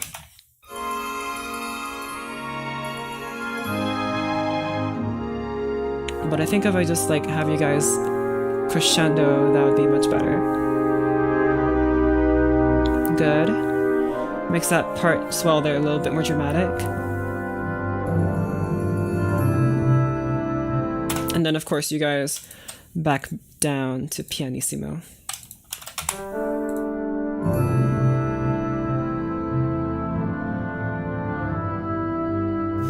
And you guys also shush because you're so loud.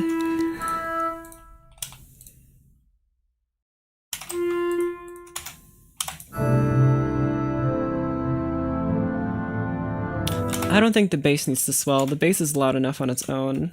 So I shall get rid of these little hairpins here. They're called hairpins because, well, they look like hairpins. And let's bring back the melody and the counter melody, and we'll see if we've created some great disturbance in the force.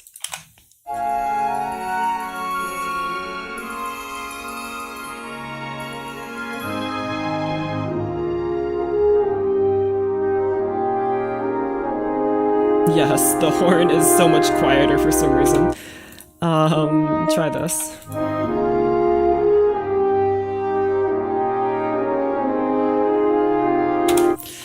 So now it's difficult to hear the horn over all the busyness of the other brasses. Let's see, isolate the brass.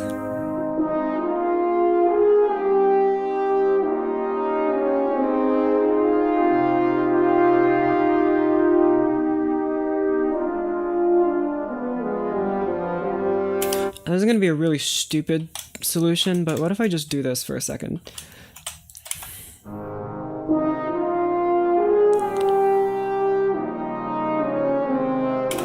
That actually didn't sound as good as I thought it would in my head.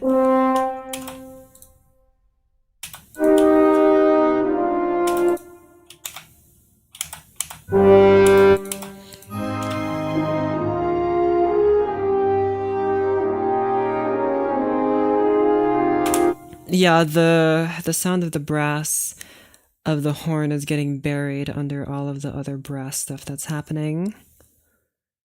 Even though I have it set to mezzo forte and all these guys are playing piano, it's still a little bit too loud. So unfortunately, you dynamics are gonna have to go bye-bye and you shall stay in PP instead of just P. There you go. Okay, try this. I need the horn to be very easily heard over everything. Right. You need to be able to hear this dude over everyone, even if it's playing slightly quieter than its normal volume.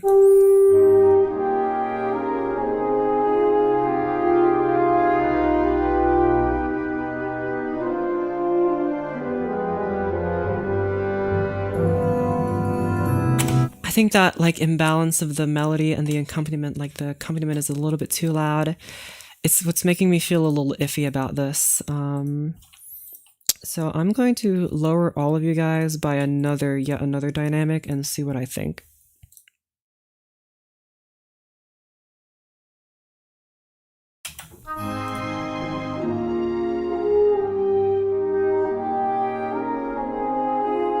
Same with you, my friend. You're gonna have to shut up. Shush.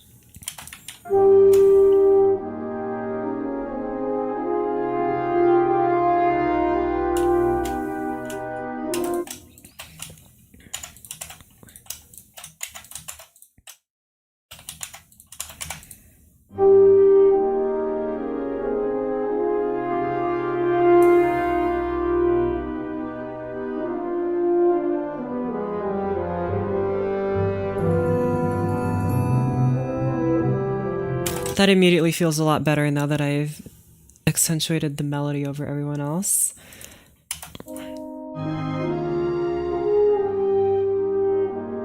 You guys are gonna have to be even quieter though, since I really shut everyone up.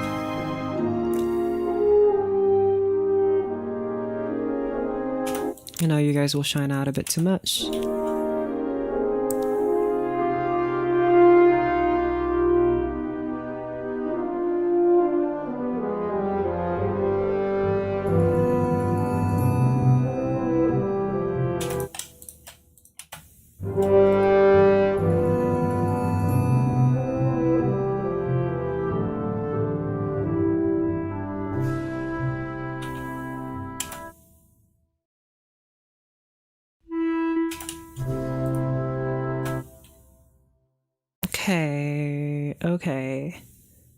Okay, so one thing that I am missing here is the legato markings, so I shall add them in here. What sound are you using? Is this free the Muse Brass, Muse Woodwind? No, I'm using the Berlin sounds. Those are my preferred sounds. I'm using those.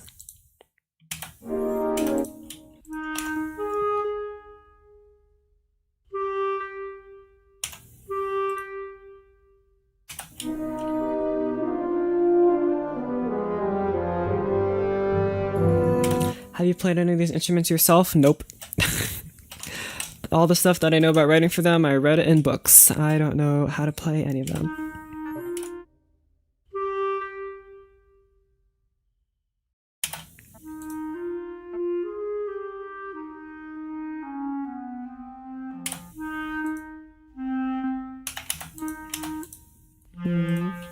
Sounds you're using, are they free? Nope.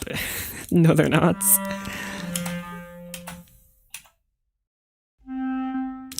I'm using the Berlin sounds. Hello.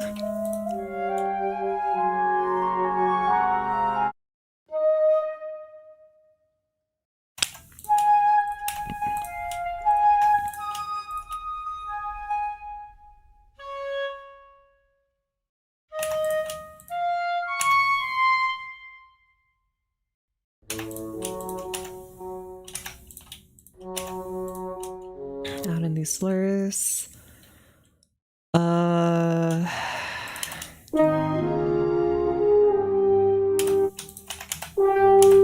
Maybe out of rest here.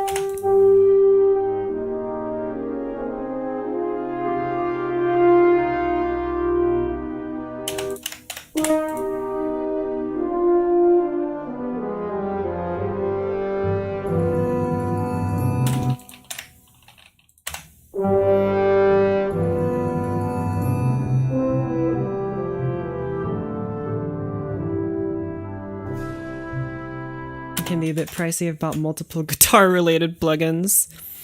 Nice. I would have like a guitar pedal collection and stuff like that, but I don't play enough electric guitar to justify me getting those. It's always acoustic for me. It's just the music I listen. It's not even just the music I listen to. I listen to a lot of Americana, which is both electric and acoustic. I just happen to prefer playing the acoustic, so my fingers are all crusty from playing on the acoustic. They're so, whatchamacallit, calloused. They're so calloused. You can run anything through guitar pedals though? Yeah, I know you can. My acoustic doesn't have a pickup though, so if I like ran just a mic'd acoustic through it, it might sound a little strange. Learn live drum sim. Drums might be good, especially if you close mic them. Maybe a recorder. I've always wanted to play like a distorted harmonica. I think that could be very fun. But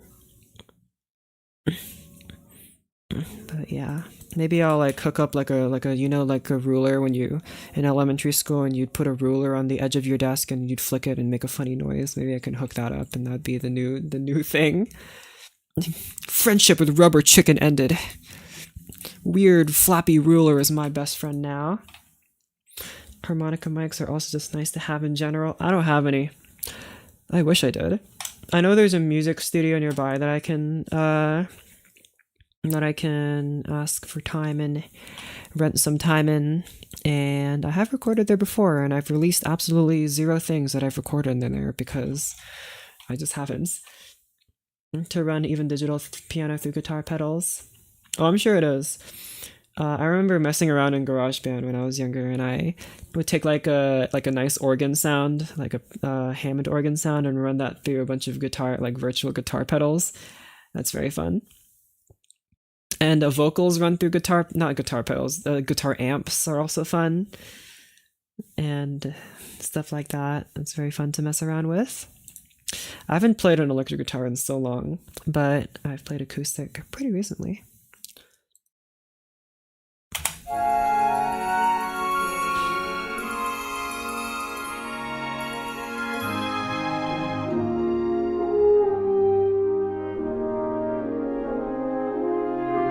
Okay, this is going to sound really strange because it's already super slow, but I think I want it to be a little bit slower.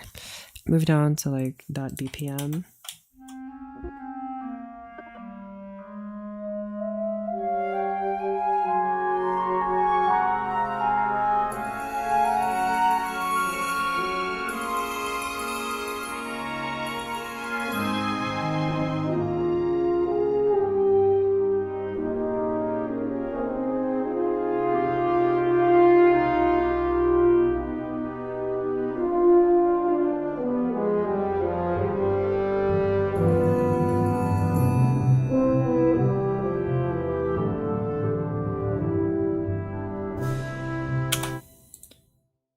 Just start at pianissimo, please. Daxophone is vaguely built on the concept of funny ruler sounds. I ain't never heard of this instrument before. Daxophone. Daxophone. What am I looking at? Why is it in this purple lighting? In the friction idiophones category. Daxophone tongues. Oh. Do the different flappy bits produce different sounds? Saxophone being played by the inventor Hans Reichel. He looks like a librarian. Experimental luthier. Bisexual lighting. You're actually so right, it is bisexual lighting. The purple. The only thing it's missing is like the socks. One instrument I found was the hammered dulcimer. Sounds very... Oh, I've heard of the hammered dulcimer. Dulcimer. They sound very funny. I want to hear a daxophone in action. Wait, hold on.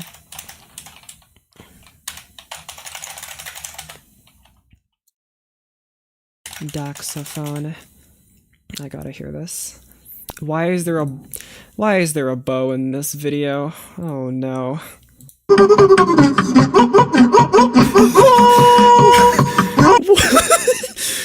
is that?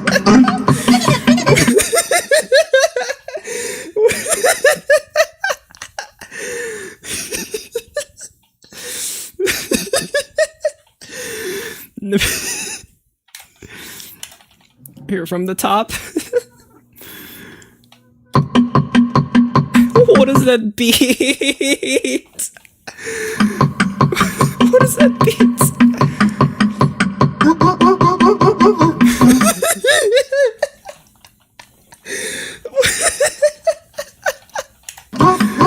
Why have I never heard of this before?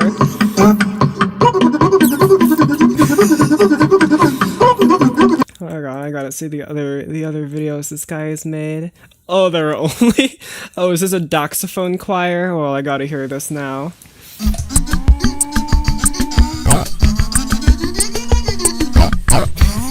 It's like the Mother 3 soundtrack.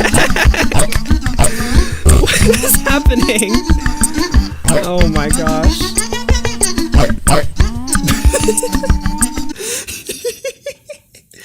Happy birthday. Okay, well, I gotta hear this.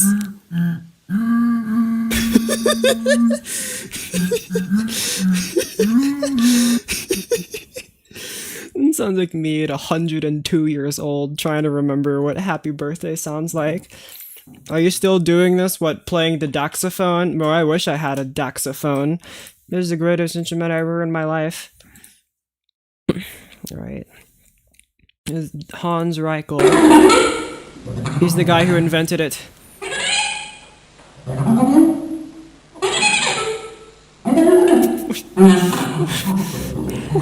It's like, sounds like wax on, wax off. What kind of instrument is that? Okay. Howling daxophone? Oh no.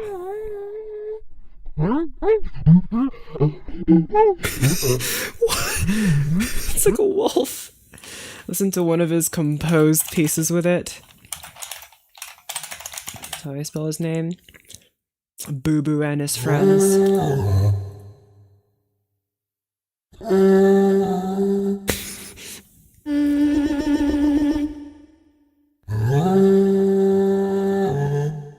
It really does sound like a dinosaur or something.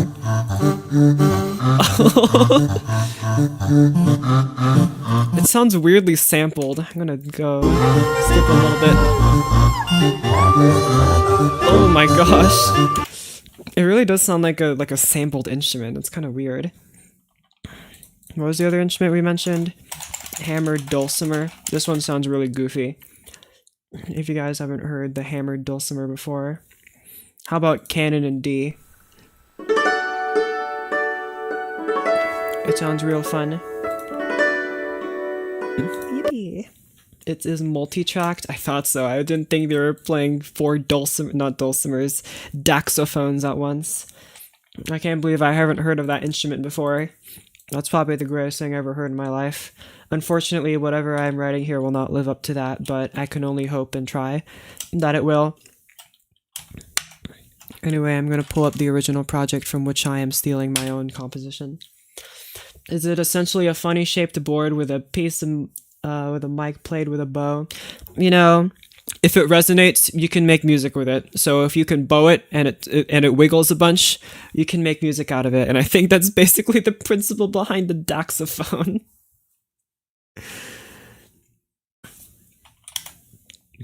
Okay, so here's my original that I scored a couple months ago. I really like this part here that I wrote. Let's listen to this part here and then we'll compare it to what I wrote again.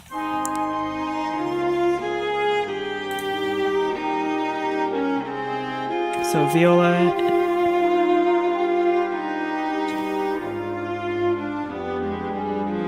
clarinets,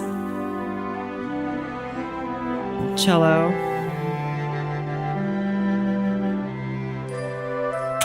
and then what I've written here is slower and a bit more languid.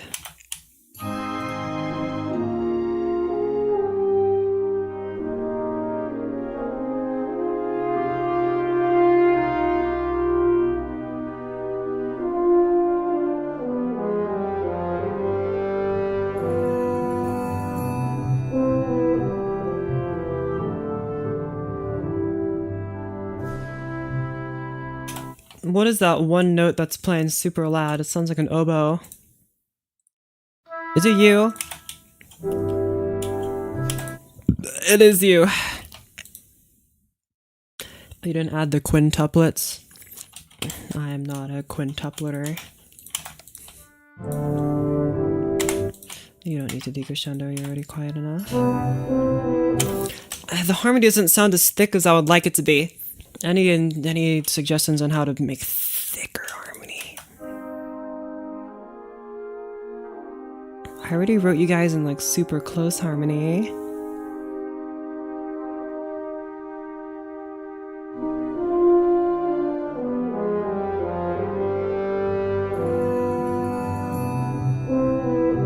I think maybe the bass is a tiny bit too quiet. Here. You guys get boosted one dynamic up.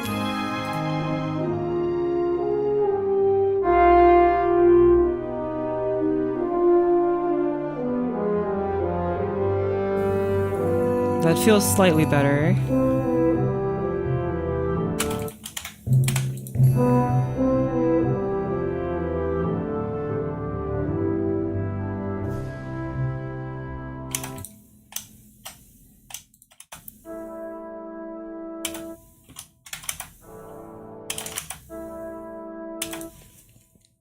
Something tells me I need to move some of these voices around, but I ain't quite sure how I'm gonna do that. Let's move it back to a C major chord, so... Maybe it's the lack of tuba. I got rid of the tuba thinking it was a bit too resonant, but I think maybe I need to bring back the tuba.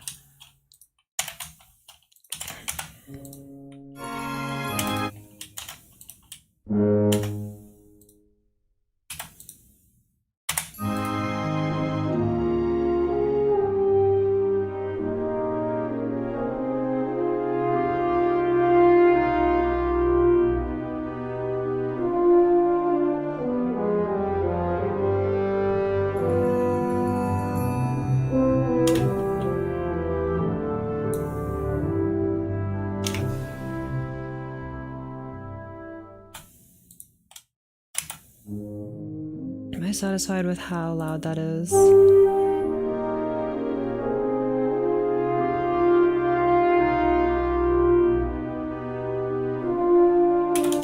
I think I'd need to compare this to like another score from someone who's much better at orchestrating than me.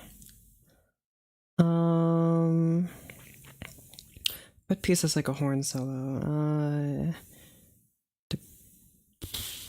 I think Prelude to the Afternoon of a Faun.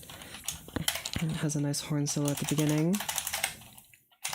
Let me go look that up.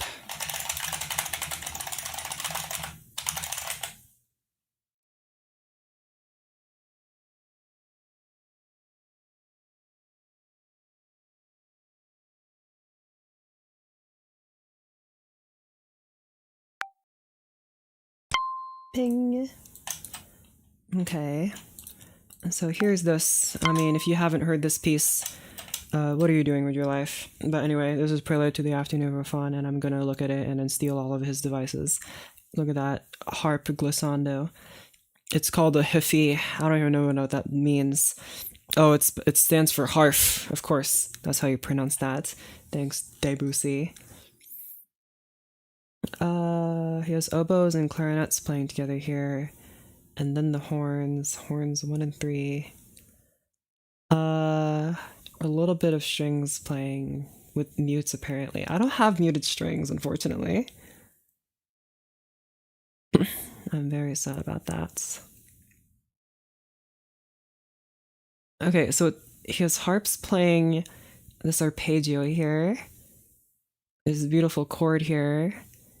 And clarinets and oboes. I have clarinets and bassoons doing this here.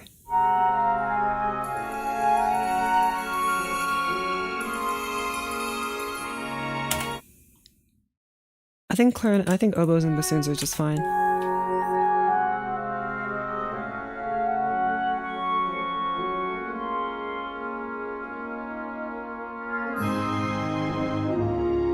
But maybe clarinets would be a bit smoother, like what Debussy is doing. I'm gonna put you right here for now. Look at those beautiful ledger lines. Let's put you guys in these clarinets here. And this melody, I don't know, just add another flute, I guess. Just temporarily. 3 flutes. I think I have a 3rd flute sound around here somewhere. Flute 3.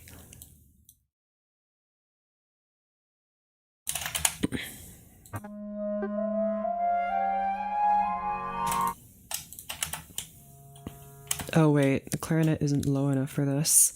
Well, luckily there's an instrument that can fix that. You're never gonna believe what it's called.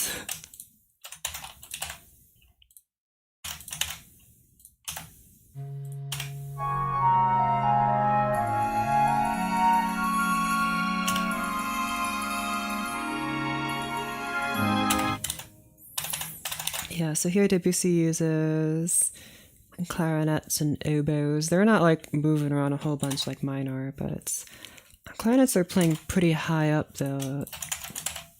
Like, if I were to move you guys up an octave, it's something more like this.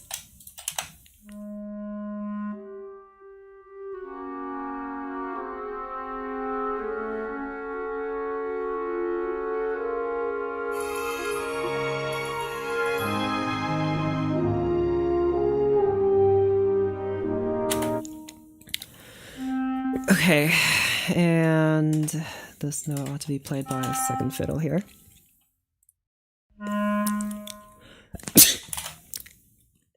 Excuse me.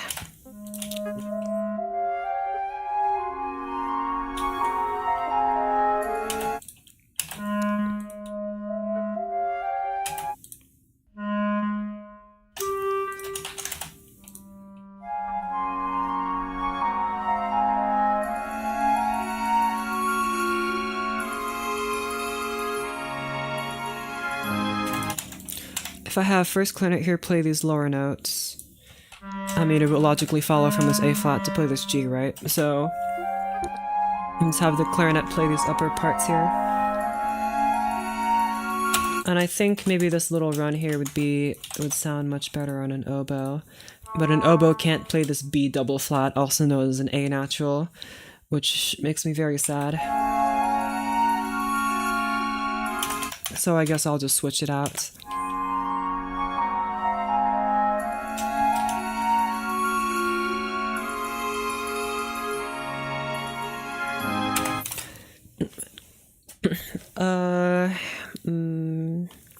And if I were to steal even more from the madman himself, looks like the chords play at the bottom and then move up to the top.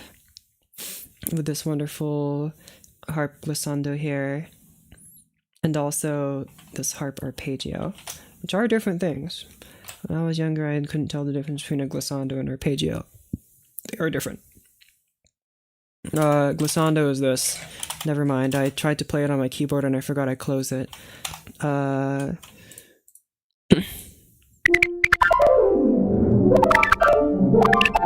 That's glissando. It just sounded terrible. And then arpeggio is when you do this. Okay, man, if only it worked. Anyway, let's see now. How shall I do this? I put all the folks in the brasses. let's try moving it back to the strings and we'll see what I think. What's up with that sound? I have no idea, bro. I have no idea what happened. That's what I say to that. Let's see. You guys are doubling each other, so I shall remove you. And you're just playing these wonderful bass parts here.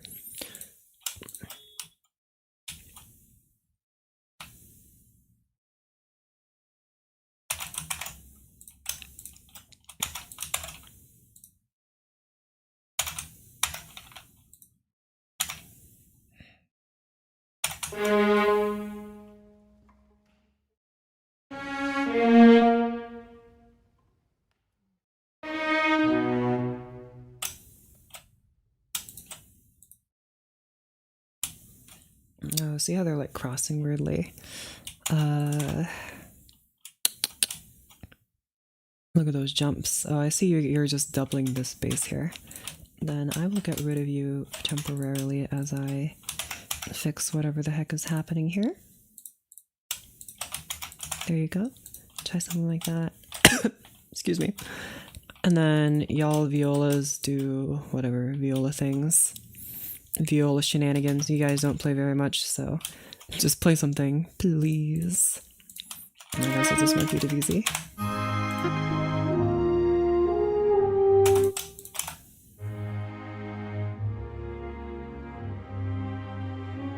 Oh wait, that's right, there was an upper voice here.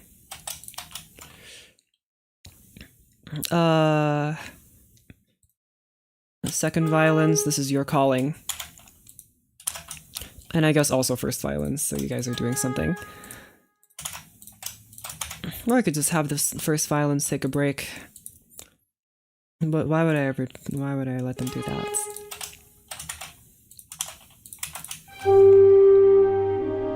Okay. String melody.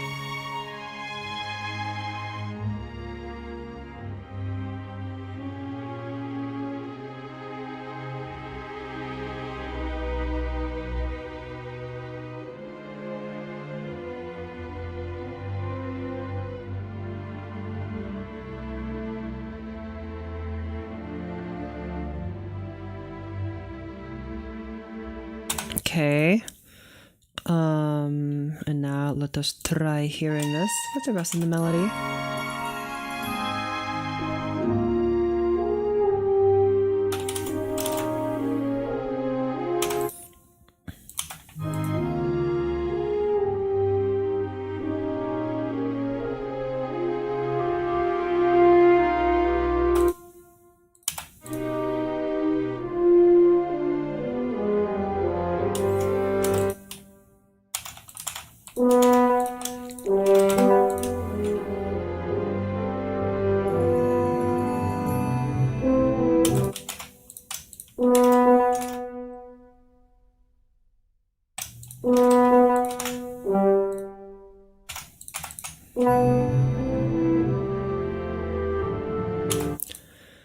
Weirdly, I cannot hear those notes. And just decrescendo to the end, I guess.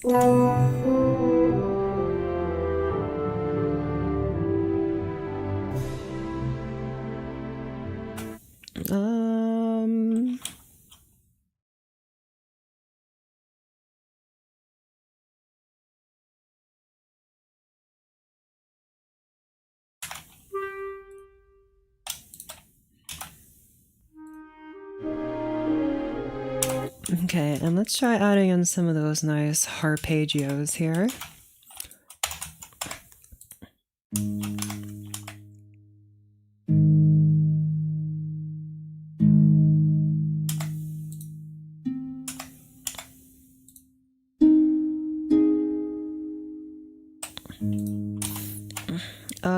They basically put them pretty low and high. Also, a very chromatic one, which is fascinating.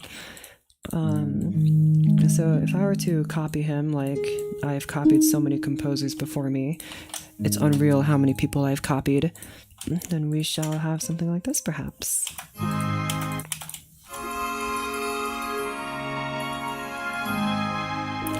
I don't like how quickly those were played, but whatever. Can I make you guys spread delay? Ooh, I like that. 2. I'm not sure.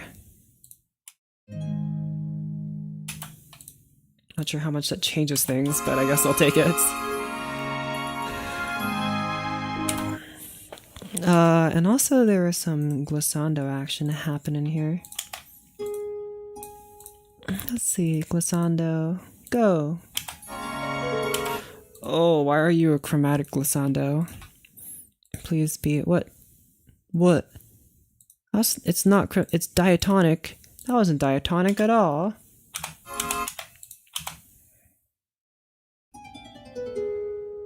That's definitely not A flat major.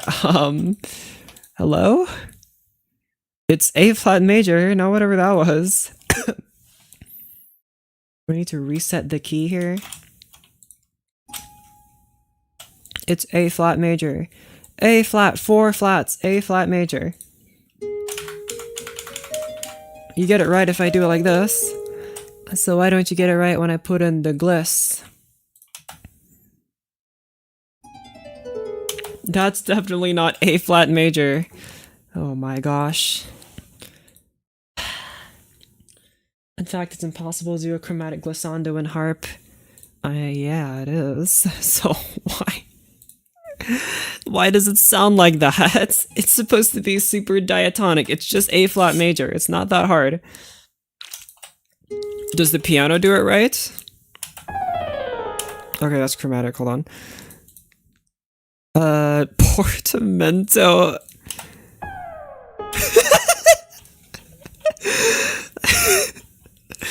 I wasn't expecting there to be a piano portamento.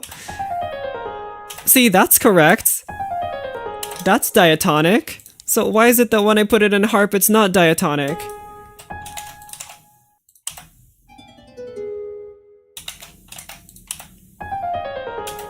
What? What? I wish my piano could do that. Oh yeah, if you just put like a whammy bar on your piano strings and put the other glissandos like wavy, I can try.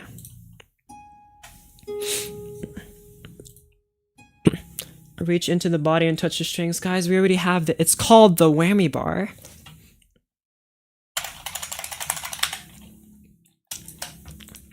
There you go.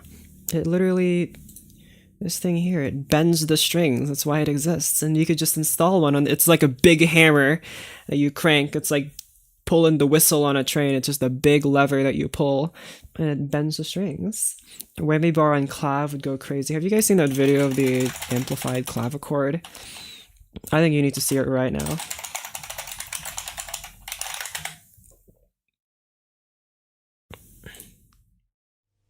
It seems like there are several videos, but I only saw one.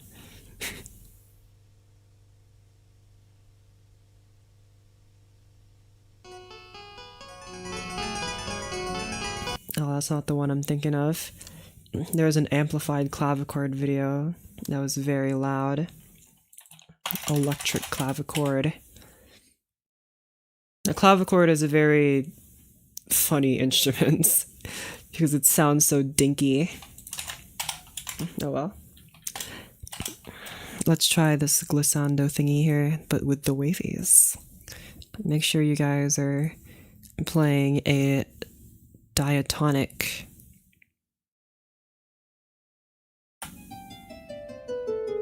Nope, that's definitely not diatonic. Oh my gosh.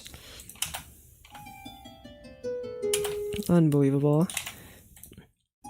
What if I try the other lines that are here? Arpeggio, that's not what I want. I could try... What? That's not gonna help. These are not for...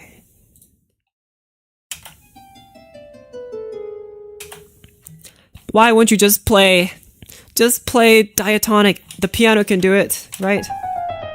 Okay, that's chromatic, hold on. It's supposed to say I like those chromatic runs. That ain't what we're going for. You can always use 16th or 32nd notes. I can, but like, that's so messy, ain't it? Okay, I guess I could like how I can just put a bunch of grace notes or like do something like this. Hold on.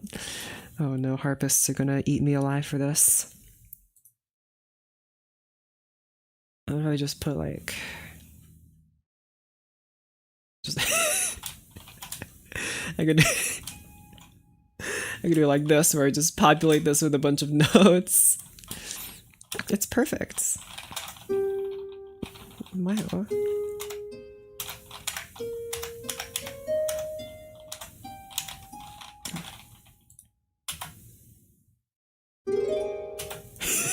I mean, it's correct. I can also put y'all here. These grace notes. I'm not sure exactly how to put them here.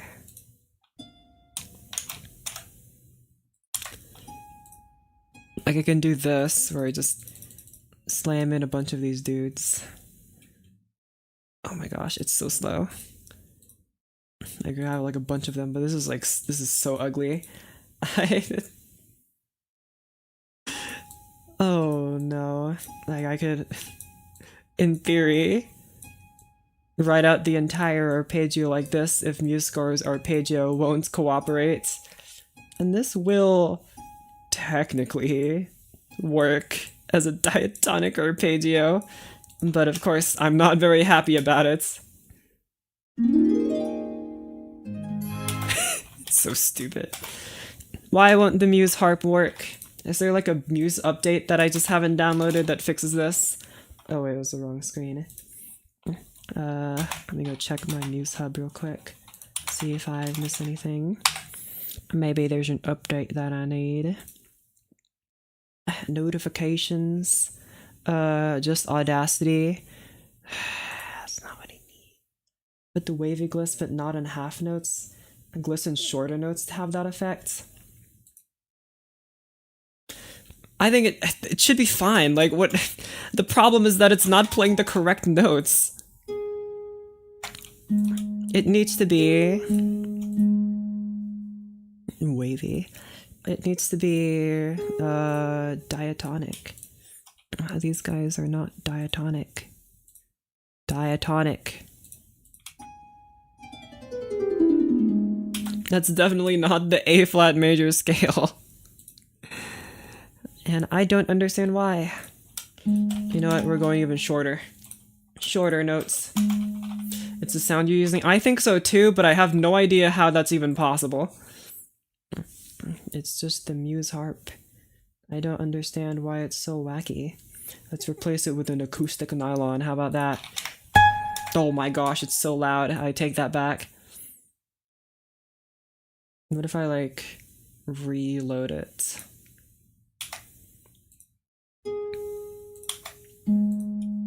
Switch another harp. Unfortunately, I don't have another harp sound. So.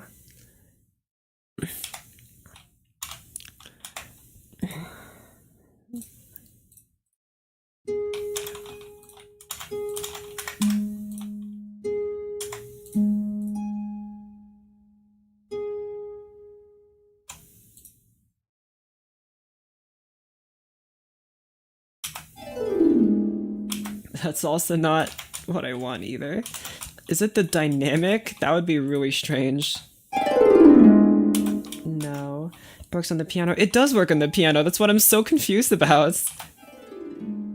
If I put this on piano, it would play the A flat major scale. I don't know what the heck this other dynamics is. Okay, well it's chromatic. It like automatically switches to chromatic for some reason.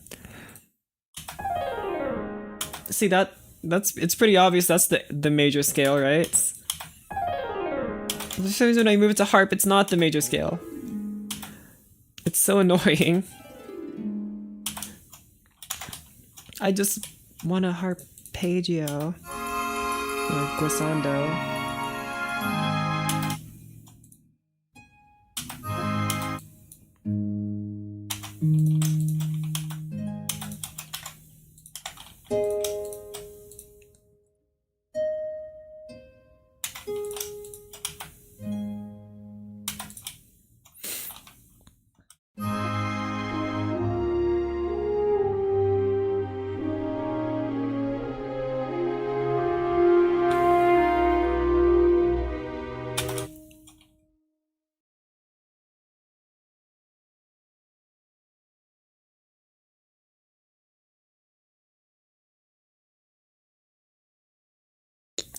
I'm thinking here whether the strings need some kind of rest somewhere, instead of the strings playing like these long continuous chords.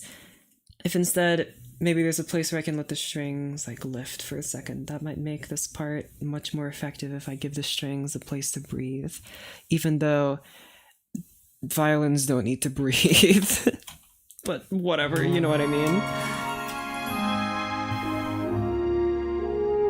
I guess technically you don't need to play DVZ, but whatever.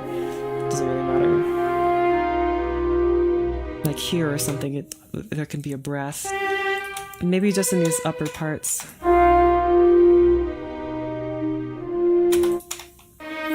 feel like this section would be much more effective if I just let them take a breath.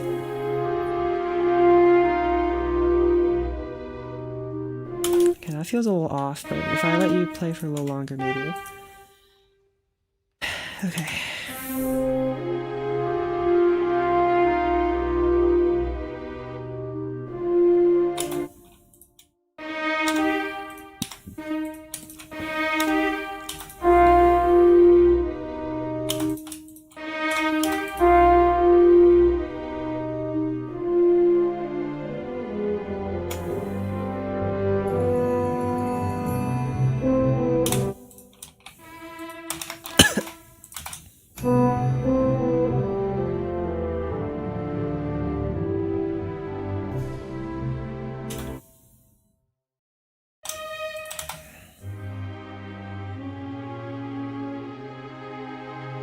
Why are you not selected?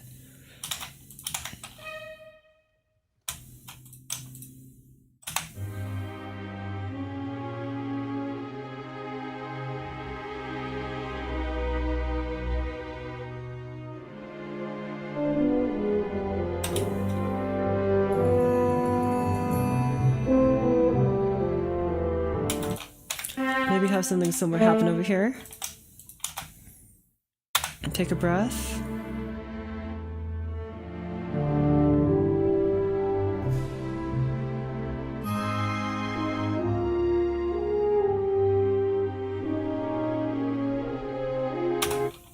Bass here. Take a breath as well.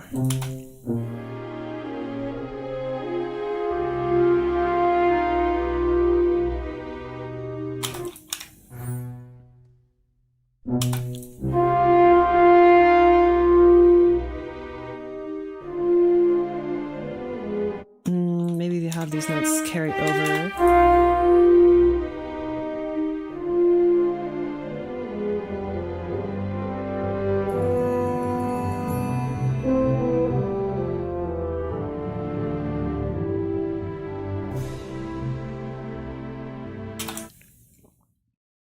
Let me hear that again from over here at the beginning.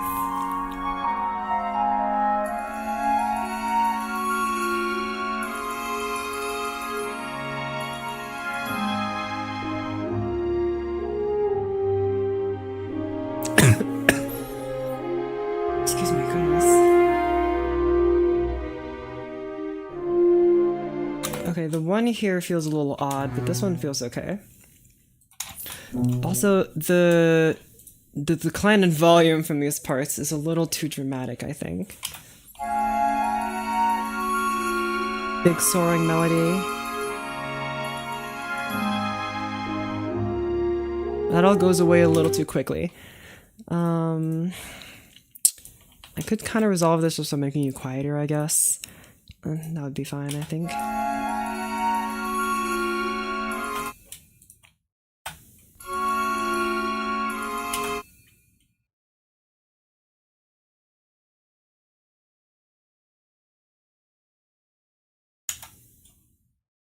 Okay, try this.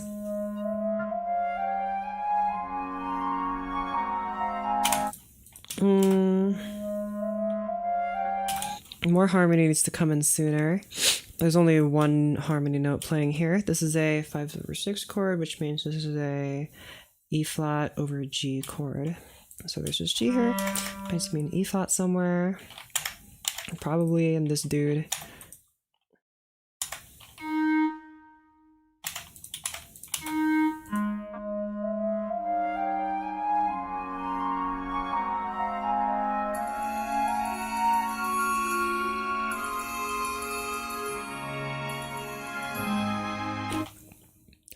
E flat would also work in U here. I guess I could have both.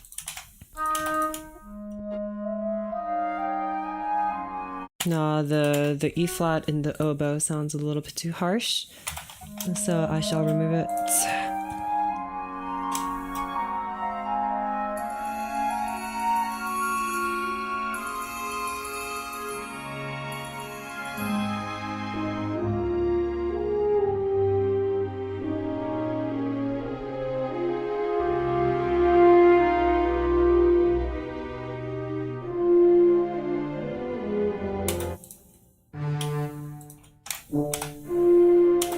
Play a little bit longer. Just have like a little tiny rest in between.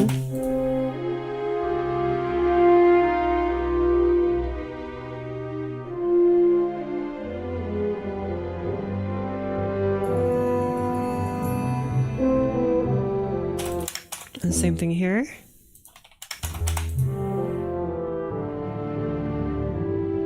I guess I could have it so that the tuba takes the breaks and the contrabass don't.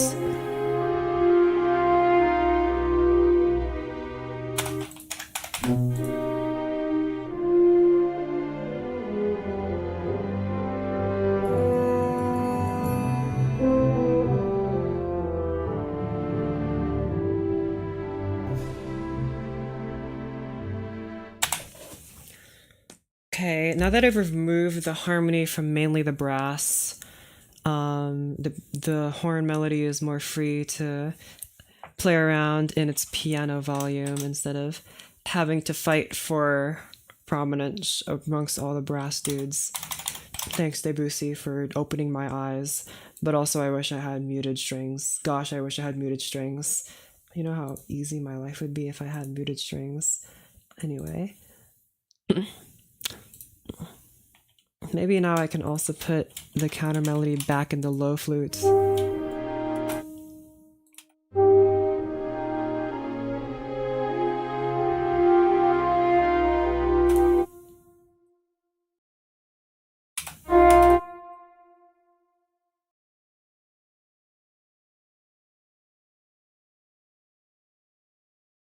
Try this.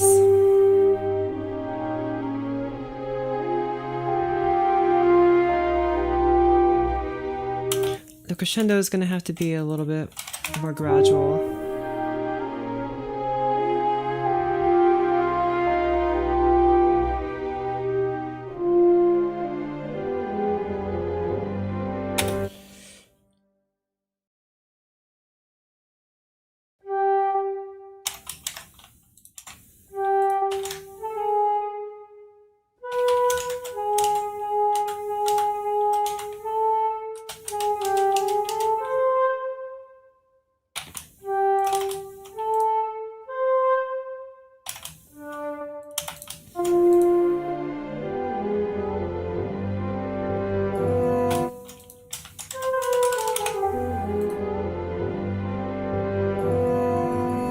I think I like that a bit more.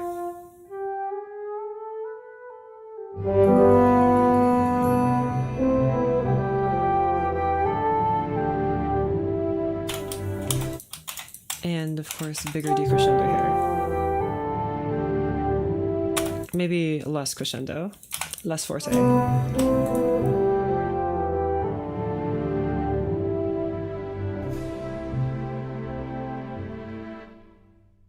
Okay. Again, that's getting closer to what I want. I might have to think about it a little bit. I'm wondering where I could add some percussion bits. Like I added the triangle and I think that really helped. Okay, less triangle, I think.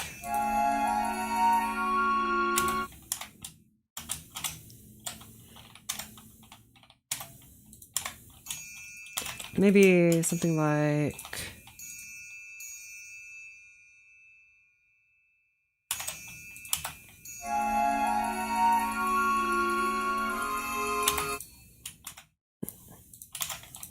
have some different swells going on here.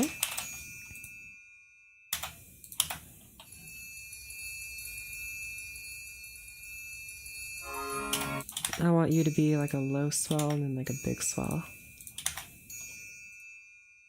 It's gonna be really messy, but whatever. Look at all those P's.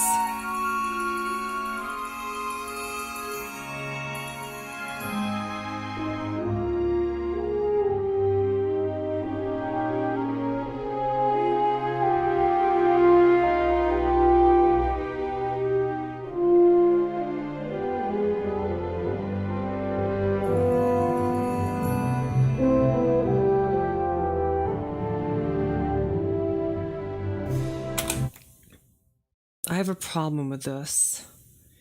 It's too stringy. There's too much string happening. Have you ever had to add any little motifs or references in your music? No. That's not really my thing. I mean, leitmotifs are cool, but like references to other pieces, I don't really do that. Sometimes I'll steal a melody or two, but it's not like in reference. It's literally me like, I've heard this somewhere before, but I can't remember where. So I guess I'll use it. It must be original. Probably. Definitely not. Whatever.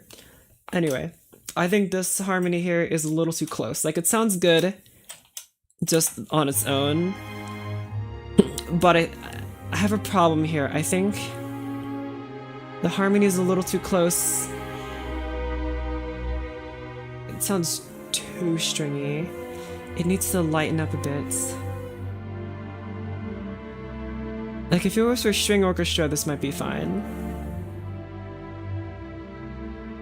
But it's not. It's for horn and a bunch of strings and also this flute. And I'm wondering if I should at least split up the strings so that they're less noticeable. Only so many pieces, only so many notes. There will always be overlap, even if unintended. And that is true, that is true. But we're still finding new ways to write new music, so who knows? Especially with the daxophone. I don't know if anyone's going to be quoting that thing for a while. I think that thing is kind of unique in its sound for a little bit, at least.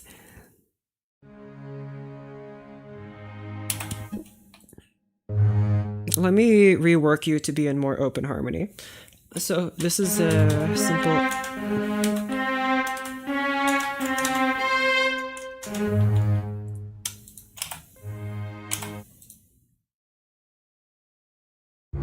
Okay, the voices are gonna look really ugly for a sec, but you know what? Why am I even... I can just do this.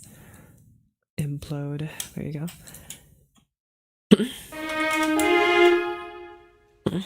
This is a B flat minor chord.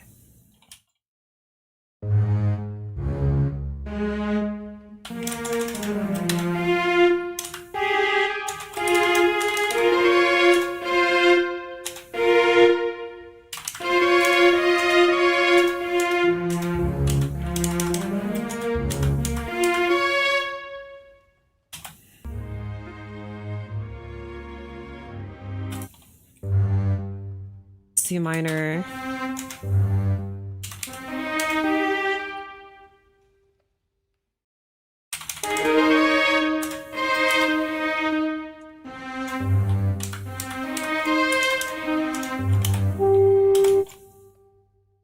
What if I move you down an octave?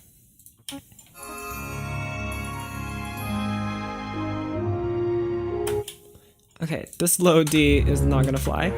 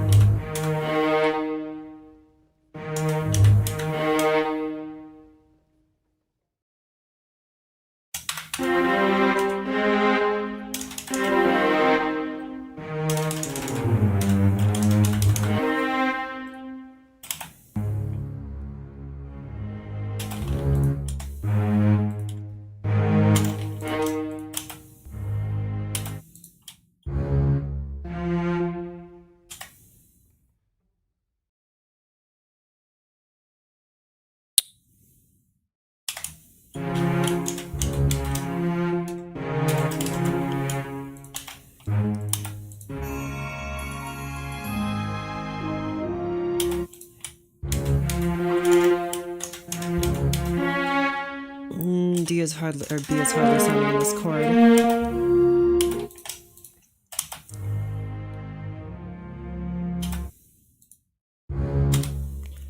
The violas are so quiet. Just play. I already boosted you a bunch and you're still too quiet. Don't make me replace you with a cello now.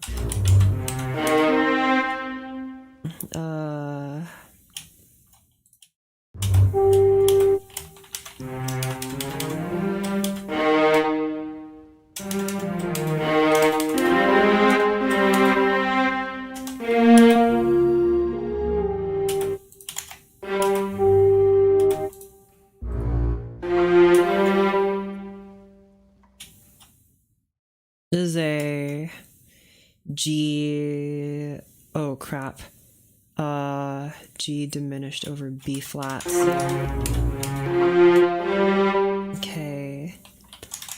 Just gotta remind myself of the notes that I myself wrote.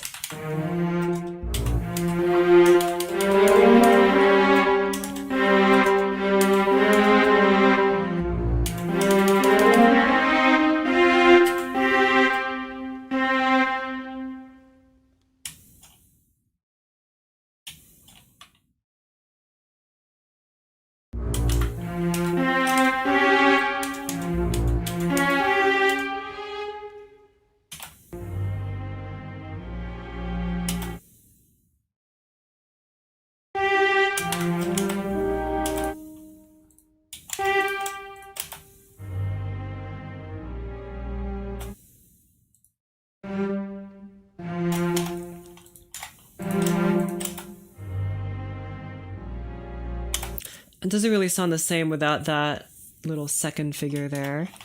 So I think I'll have you play F and you indeed play G.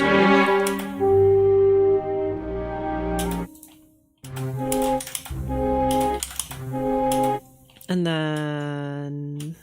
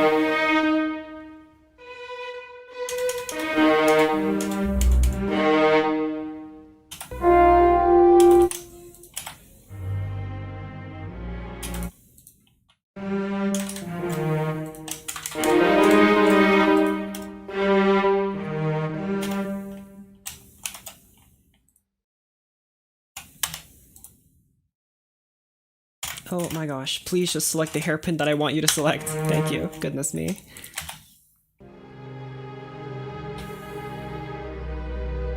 I need this augmented chord to really stand out.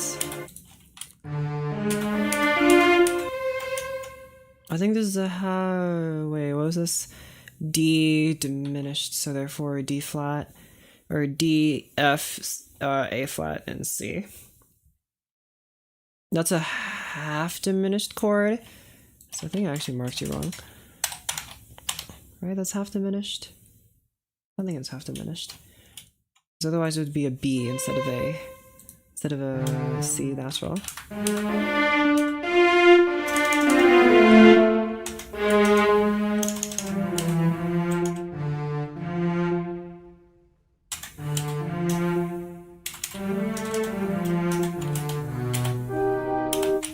Okay, so D, oh my gosh. D, F, A flat.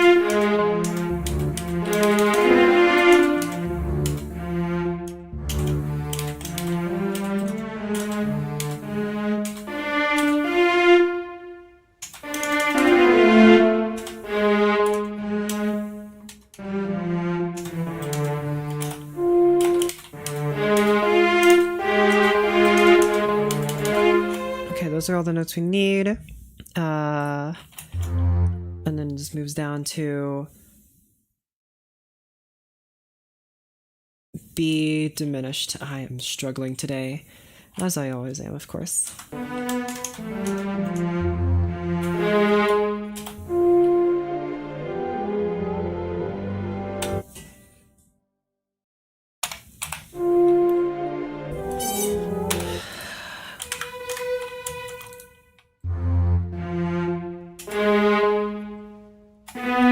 If I have B, yeah, A flat would be a part of that chord. And I guess so would F, so there you go.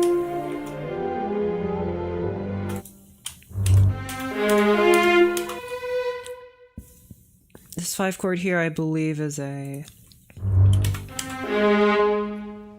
It should be, what? G, C, F, B flat, not A flat. Why did I choose A flat here? G, C, F. I need this G and this B to establish that it's a dominant. And then I have all these other funky notes in here, mucking it all up.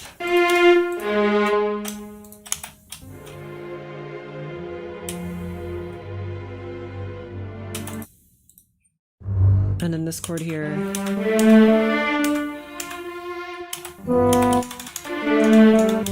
G is, or B is hardly sounding in this.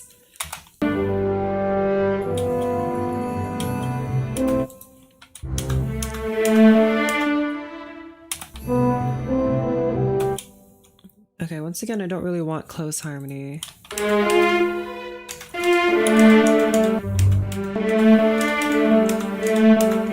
These intervals are quite close, but they're resolving to each other, so I think it's okay. But I'd prefer if that was not the case.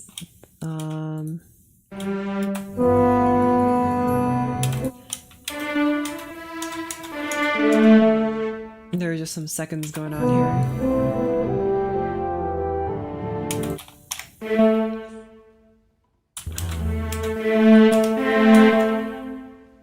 6, that should be A minor.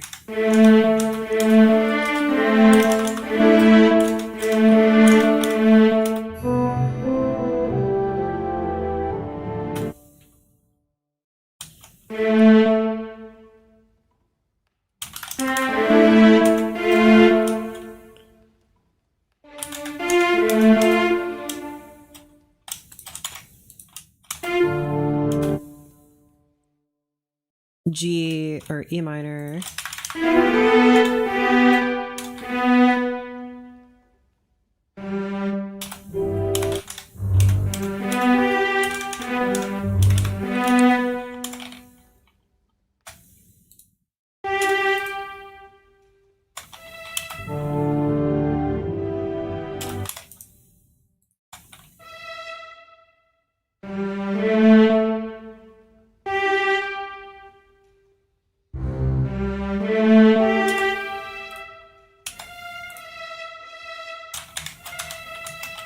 And then a very easy peasy 6th chord here.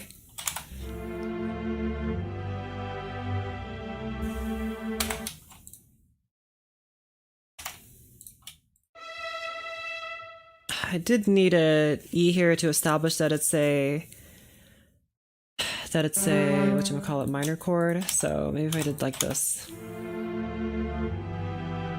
That's better. And then I could have this nice extension here of D.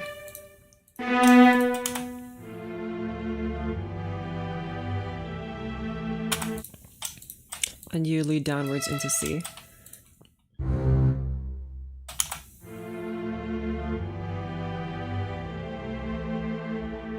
Good. Okay. That should work. So now if I replay this again,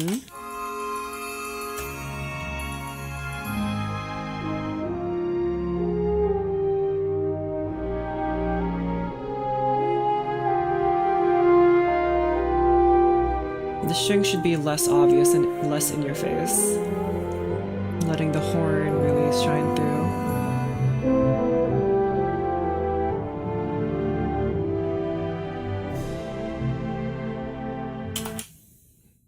Okay. I think here I could help out the these basses here. I do have the U. What's your name, tuba? I'm kind of chugging along here. You aren't playing the exact same notes. Maybe I should change that so you guys are playing the same notes.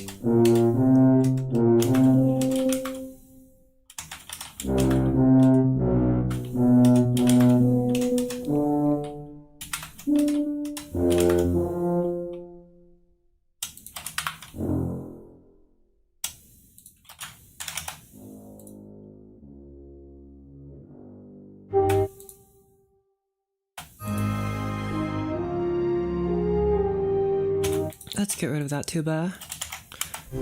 Or actually, take this, put it in a clarinet, please. Not that part. The part that I just deleted. That part. Just normally delete this. I usually press Control X to cut stuff because it's a faster keybind than pressing delete. But, oh well. I can make this part very clarinet-like just by like doubling this here. Add some clarinet flavor to this. I'll just need to boost the volume.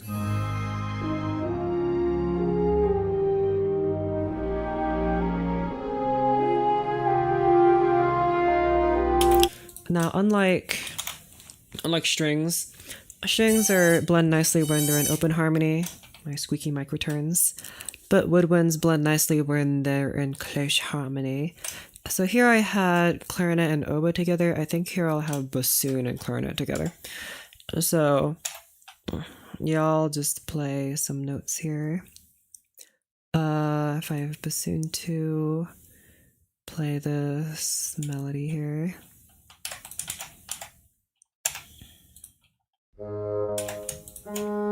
Bassoons play slightly, or woodwinds play slightly louder than the strings, and y'all play. Oh wait.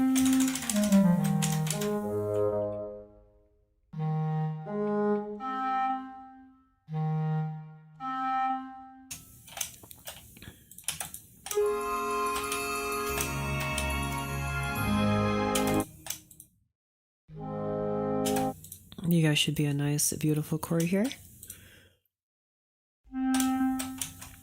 Okay, and then I think we can get away with some more interesting harmony if we do like this.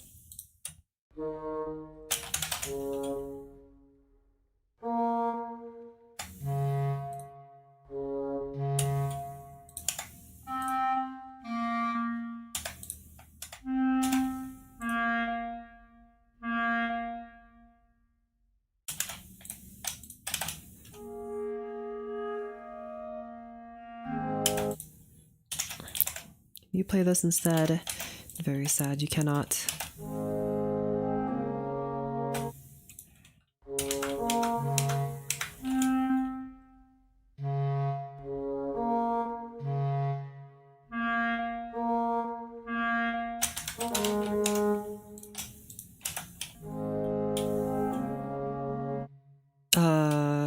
Next note.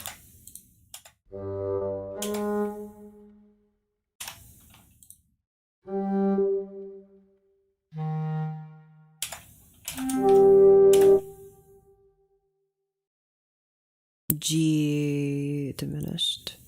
Right, yes. Over B.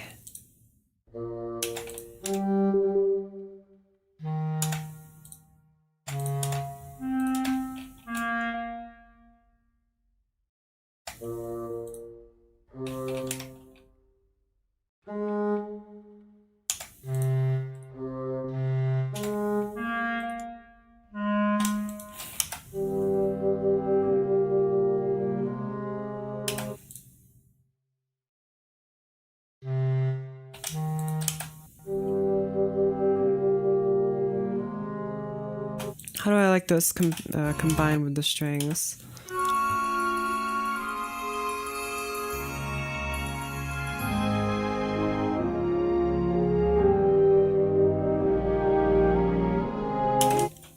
I don't like it very much. Maybe they're just a bit too loud.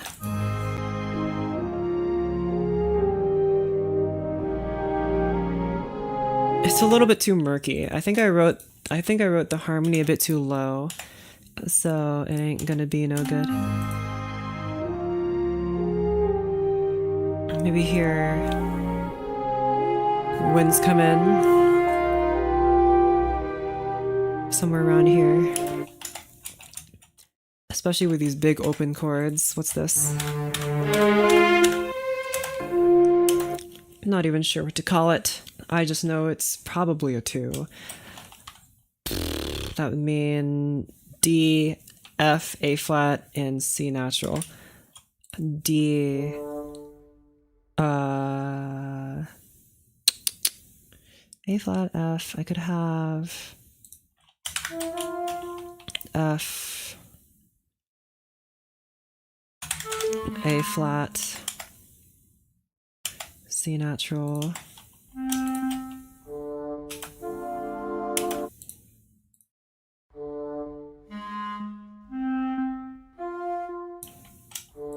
Nice open part here. I guess you could argue this should belong in oboe then. But then why not just have this? Have a nice double reed choir there. Sounds very goofy. I love it. 2, 6, 4.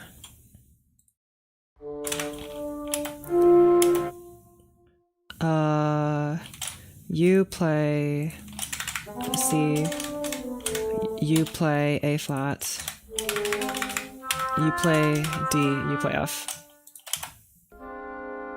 There you go, like that. And then you play, whatchamacallit, F, B, D, F. You guys stay here on these notes. You guys shuffle downwards. Good. And then I have a very peculiar chord here. This program is actually FL Studio. It's just called the Wild Skin. Didn't you see the yummy fruit? Yeah. The FL Studio called Fruity Loops with a carrot as its logo. It's very... makes a lot of sense. Right, guys? The carrot fruit. I remember that one. Unless it's not a carrot. Maybe, I guess veggie loops isn't as... Actually, I like the term veggie loops. This is LMMS. Unbelievable. I thought it was Ableton. Oh, thanks for your input, Epic Gaming Toilet.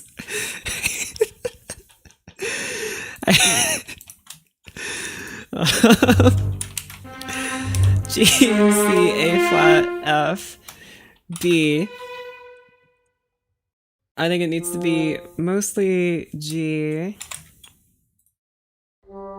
Have a C here. What's this? A flat, F, and then B.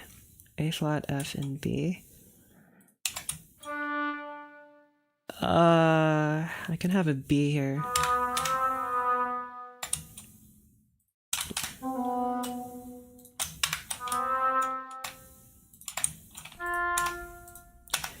It's not a carrot, it's a made-up fruit that is kind of persimmon inspired. I didn't know that. FL Studio. And why did they make it look so much like a carrot? What? The original logo depicted a strawberry while the current logo is a stylized carrots. Oh, is it now? Why is it so shiny then? Morphine. Where's the... Is there like a history here? FL Studio. Fruity Loops. 27 years ago. Still 4-channel drum machine. Well, now I gotta see this. History of the fruit. What fruit is this logo? It was based on a strawberry. The strawberry was a fail. The second one was based on pixel arts. Why is this one of a worm coming out of it? At that point, it was still supposed to be a strawberry, I guess. It's only in 3D, it didn't look like one anymore. We now think it looks closest to a persimmon.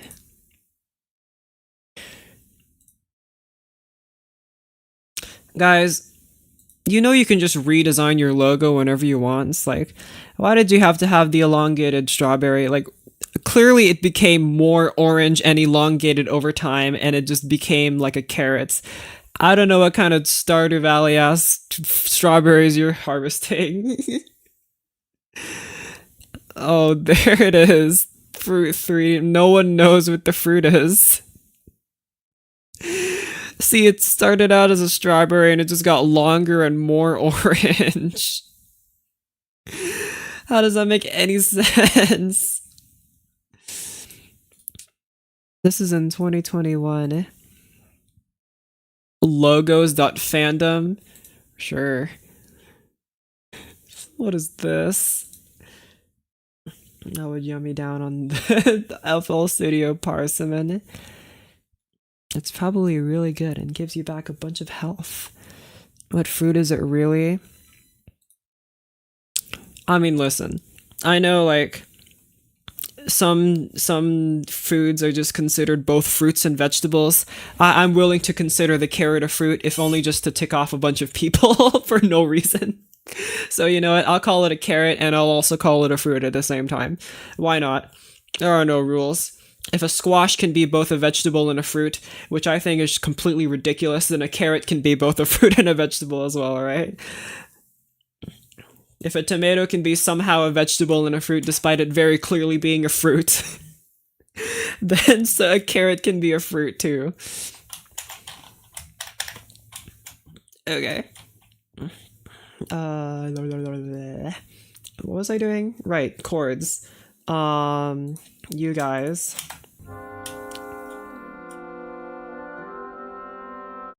I'm not a huge fan of this low note here.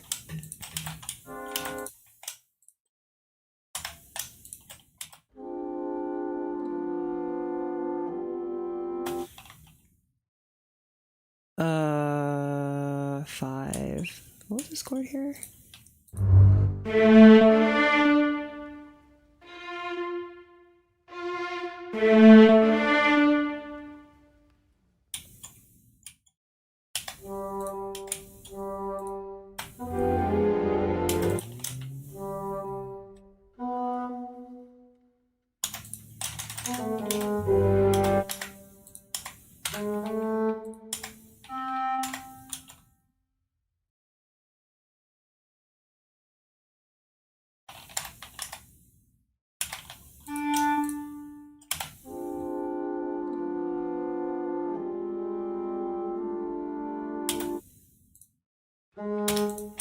Keep this B.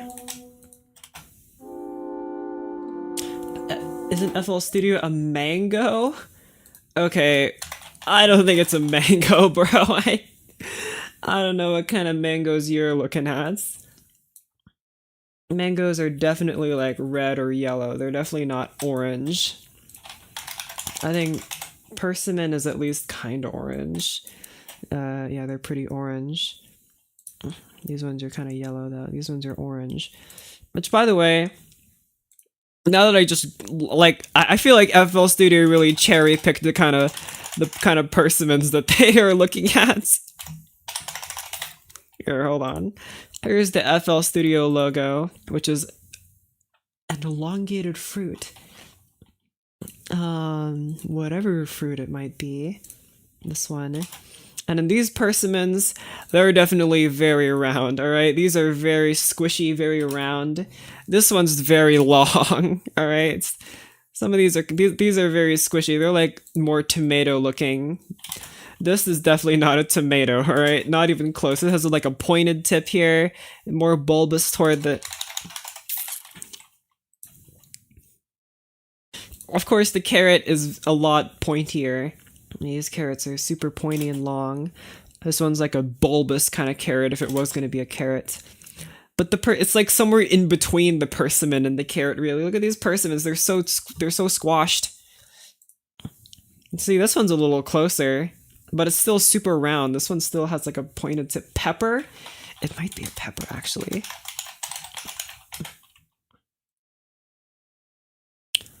Yeah, actually, wait.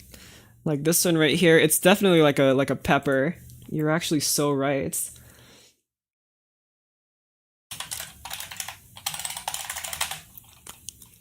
Peppers are fruits, right? So, because they have seeds in them. Yeah. So, I guess it's closer to a pepper, yeah. These little pumpkin looking things. I can definitely see that a lot more. Although I guess it doesn't have the weird leaves coming off of it. I don't think peppers usually have these weird, they like have like the stems, but not like the leaves, right? But they're definitely closer. Yeah, like this. This is a little closer. I see. Wow. What time is it for you? It's 12:16 in the AM. Okay, like this I can see. If you like keep the leaves on, then yeah, it'll be closer to this thing, and it would still be a fruit without it having to be a carrot. Wow. A Prosarti smithy fruit? I ain't never heard of that before. Smithy fruit. What kind of fruit is this? Smith's Fairy Bells? What? These are so tiny. They're like little seeds. Oh, those are flowers.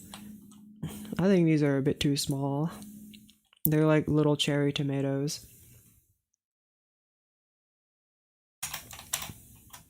Sorry, FL Studio. I mean, you can just make up a fruit. I don't really care about that. But it's definitely not a persimmon, right? I don't look at this and I think, wow, that looks kind of similar to the FL Studio logo. I see this and I think, wow, that looks awfully like a persimmon and kind of like a tomato, but definitely not like the long FL Studio logo. Like, look, this is definitely just. This is not it. Unbelievable. If you want to make up a fruit, then just make up a fruit. You don't have to compare it to a persimmon. You can. Maybe they should just like make it like a head of broccoli, just to really drive the point home. A Fruity Loop studio with the broccoli. With the broccoli. Or maybe they should just change the fruit to something like a banana. Or like an eggplant. I'm pretty sure the eggplant is a fruit. I actually have no idea. Vegetable loops. I would pay for vegetable loops, probably. I wouldn't. I mean, I paid for Fruity Loops. Would I pay for vegetables? Is it even worth it for vegetables? Who even eats vegetables anymore? Do you guys remember vegetables?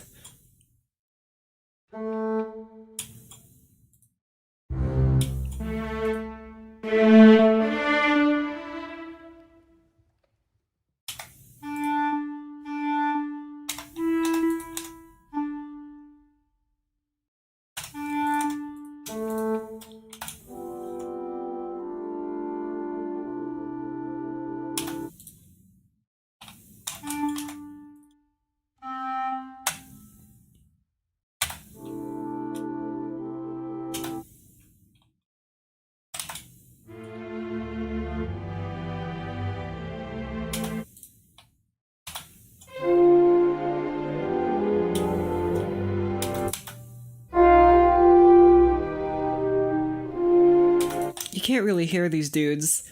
Be louder.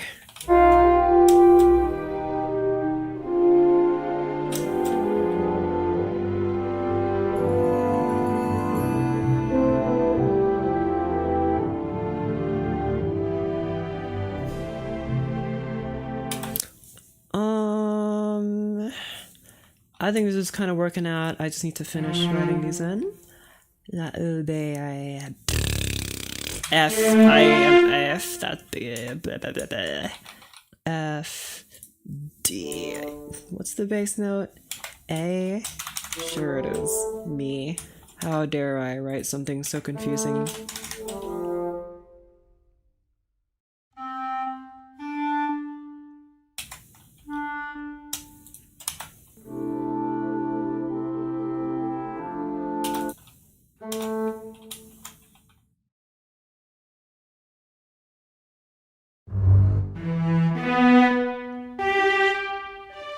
Is a very standard chord here.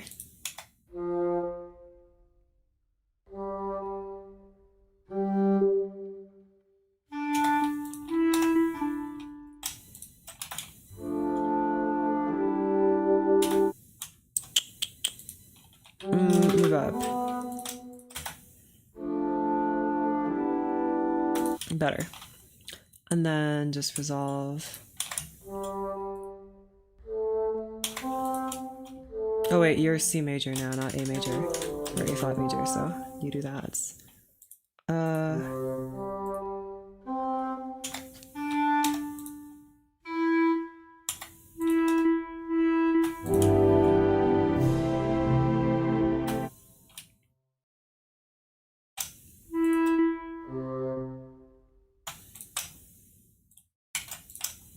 Now it's time for the moment of truth where I start arranging stuff for different instruments and see if I like it. Oh my gosh, jump scare.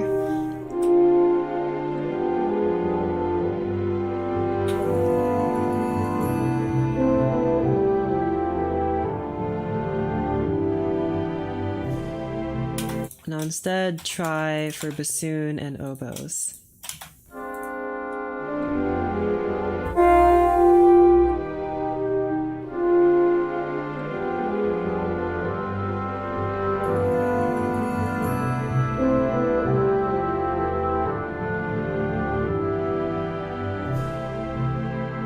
Where do you post a finished thing?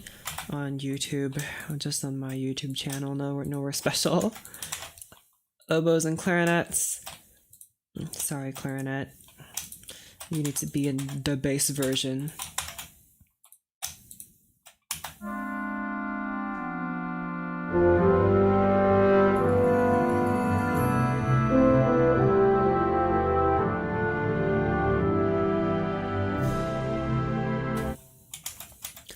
I think I definitely preferred you in clarinets and bassoon.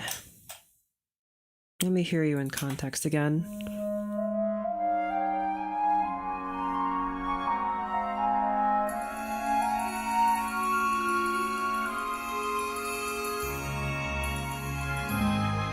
Okay, that little lead-in is very ugly. Get out of here.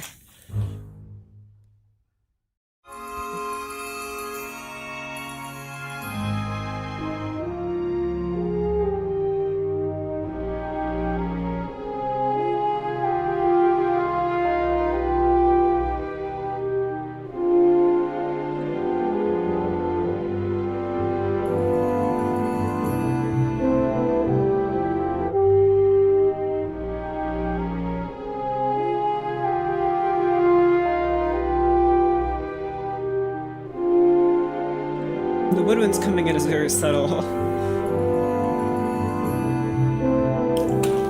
Some kind of idea for the piece. This is a rearrangement of my own music. So this is my music, and this is something I wrote a few months ago. I wrote a bunch of notes here for stuff that I want to fix. I've been comparing it to this to see what the difference is. The next part after this sounds like this.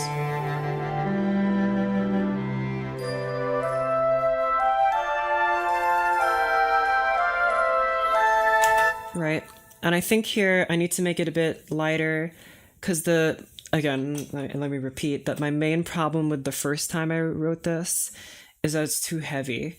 It's too in your face. It's not enough. It's not languid enough. It's not flowy enough. It's too rigid. It's like too structured. So that's why I'm trying to change it. In fact, maybe I should just start writing next instead of feature creeping everything into this.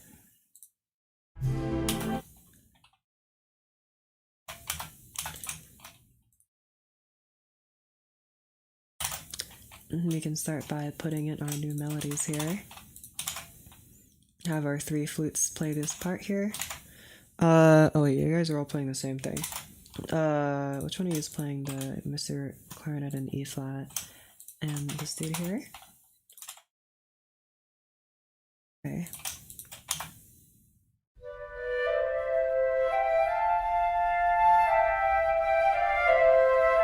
See, but here we have like a triplet thing going on, and now it's if it moved back to strict time, that wouldn't really work now, would it?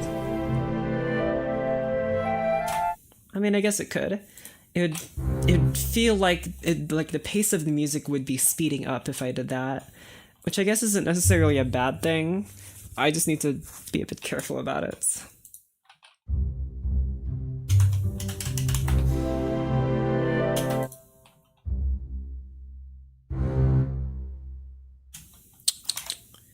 Try this. Let's try some nice pizzicato parts here. Pizzicato. Pizzicato. Thank you.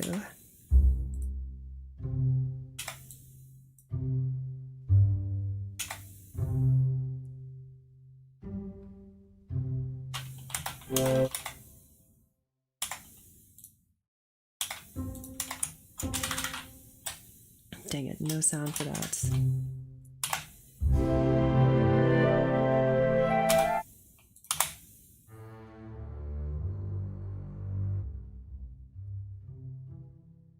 Good, better. Okay, because this part here has this nice flute melody, I need it to be very airy, and I think in order to get an airy sound, I'm going to have to modify the chords a little bit, and I'm going to use this theory that I learned pretty recently on stream, the quartal chords, which basically means I'm going to write some very open-ended kind of sounding chords, something that sounds very, what's the word? Fluffy. It's a very fluffy sounding chord. More of an electronic producer though. I may try orchestration as well. I'm just not familiar with the tools. Well, as long as you know how to read sheet music, then you basically got it. And if you have a library card, which all of you should have one, if you don't, then you need one right now. If you don't have a library card, I hold the right to make fun of you for not having one. Go to your library and see if they have like orchestration books. And if they don't, then ask them to get one for you. Because they will, if you just ask. Either way. Right, chords. Who do I want playing these chords? Oboes, I guess. Since you guys are playing... try this. Have y'all play the melody instead. Clarinets.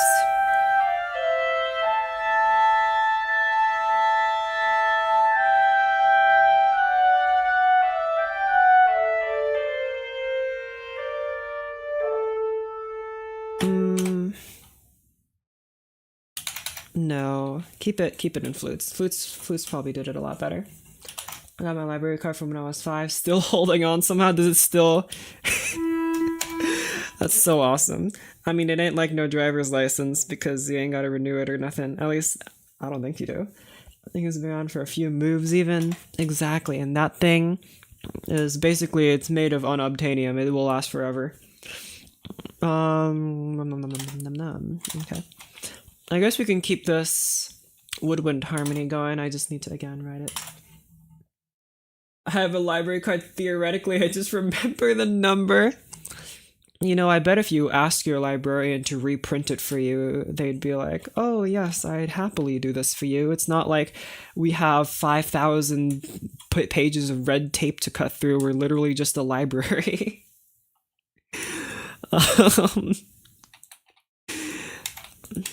Let's do something like that. Okay. Once again, chords, quartal chords. Let's see if we can do it. C major. Write an inversion here.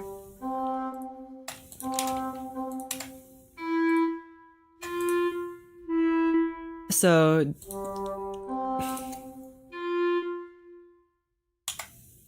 I could write here G, I could write D. D, F.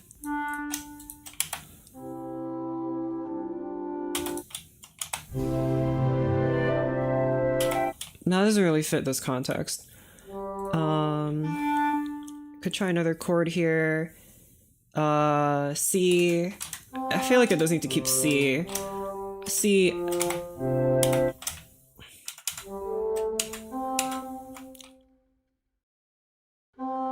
C.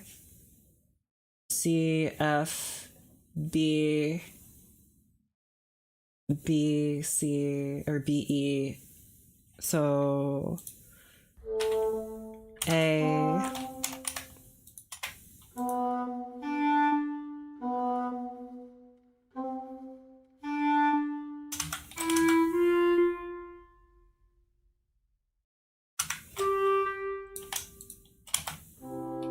That's just a 6th chord. It's missing that weird B note that I talked about.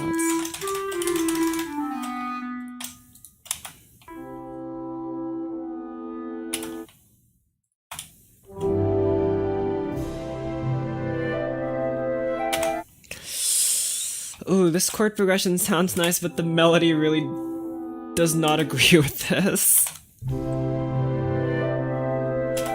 The melody does not agree with this note here. Okay, that's okay. As gorgeous as chords might sound, you gotta remember that they serve the melody. So, if they don't sound good, then whoopsie doodles, you're gonna have to try something else.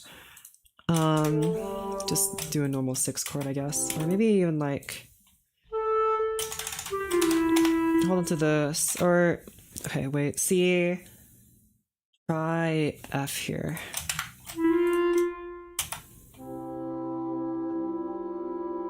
That might be a bit better. I think this clash here isn't good, but we can replace that with a different instrument, like an oboe. And that might kind of alleviate that problem. Asking for a reprint might actually help the library because it might count as more people using their services. I don't think enough people use the library. You guys know that there is a hub of information where you can learn to do literally anything. And it's not the thing about the internet is that it's anyone can write on it, right? And that's fine for some things and even fine for most things. But if you're trying to really learn how to do something, there ain't no better place to look than someone who actually got published. Especially if it's an older book, because those standards were quite high. You also do a shell chord if you wanted like the chordal chord. I think I'll just try some extensions for a sec here.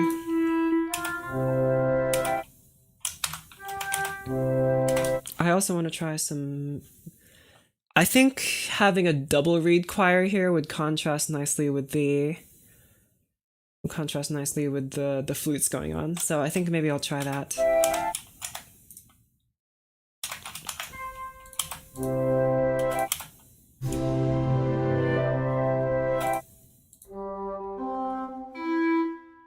Okay.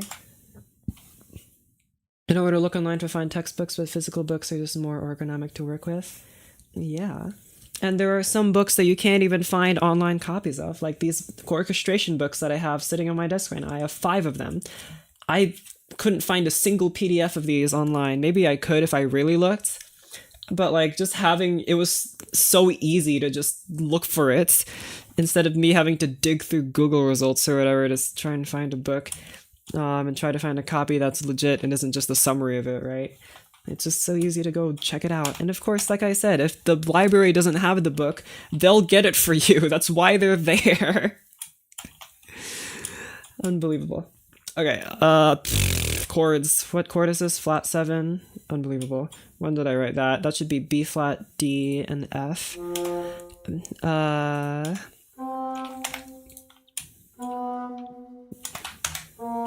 This is kind of an inherent chordal thing that's going on here.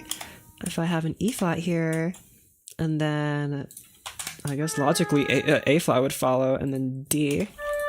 Try this. Ooh, that's a spicy chord, but not exactly what I want. That's a bit closer.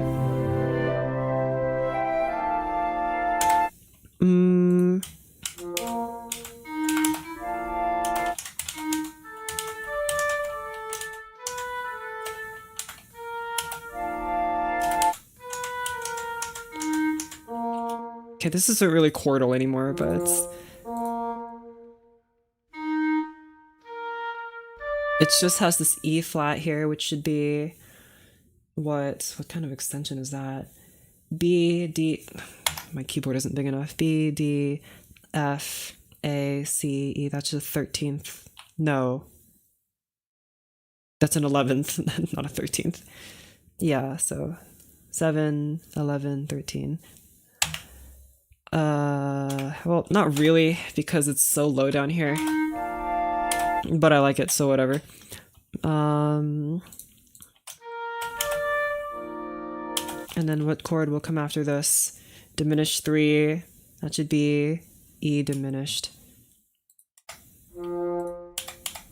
This B flat's already here. This E, I guess this E would have to go to an E flat. Or E natural, I guess.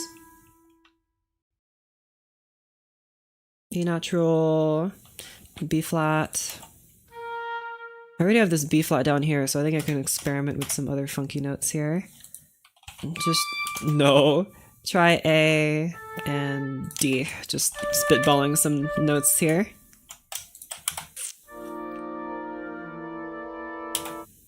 Maybe?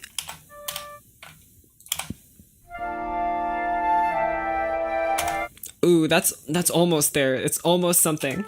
Get rid of this A. No. I think because it's a diminished chord, there's a little bit less wiggle room, so let's just make it a nice pure diminished chord.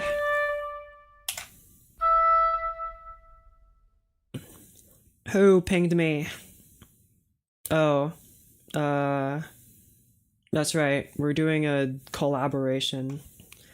We're gonna be playing music on it. Whatever.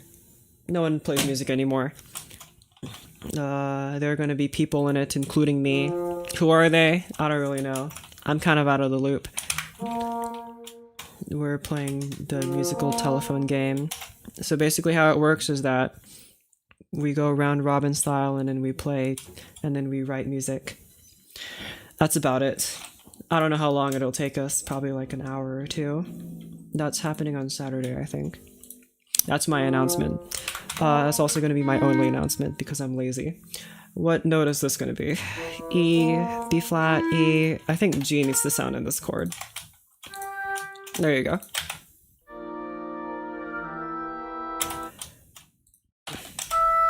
Let's play this, I guess.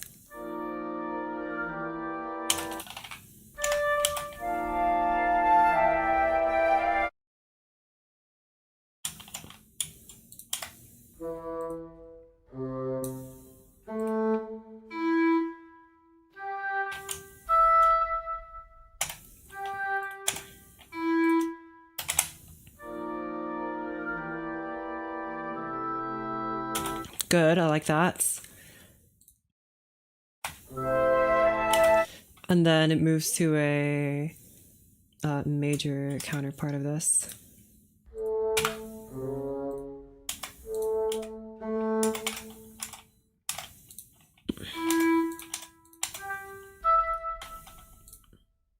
A major.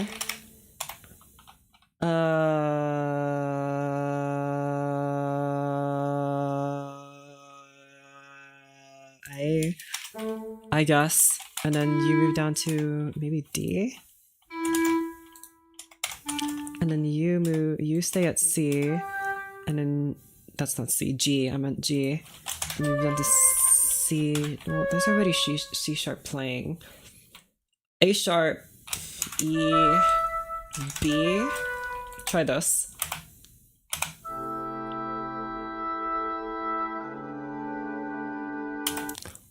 If there's gonna be something like that, it's gotta be over here. And then you need to resolve here.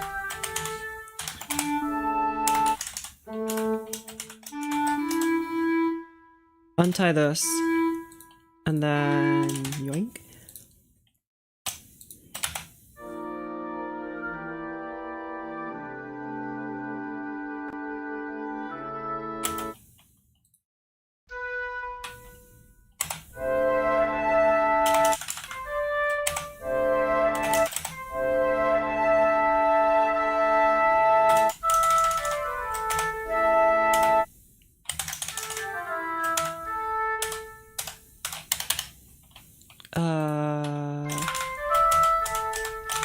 keep this going here.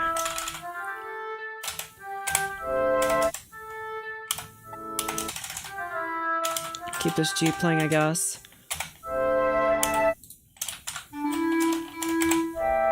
I guess we'll just go with this very boring A minor here. Okay, good.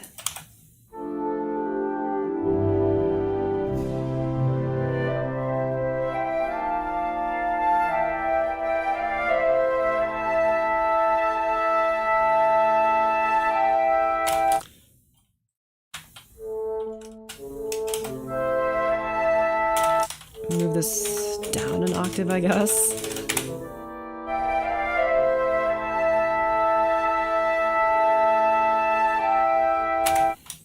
And then, because of secondary dominant reasons, this will move over to a D. Remember how we studied secondary dominance, y'all? Wow, look, magically I moved from C to F major because of reasons. Okay, so...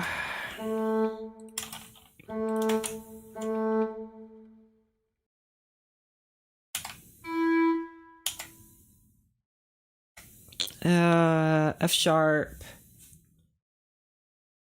Try G. Or you're already playing G. You move to F sharp. You stay at G. You move down to C. What does it sound like?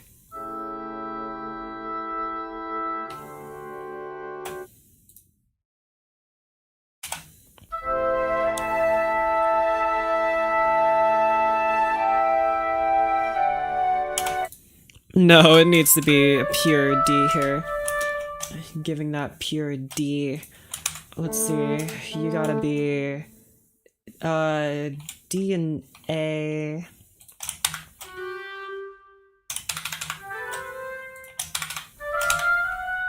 Try this.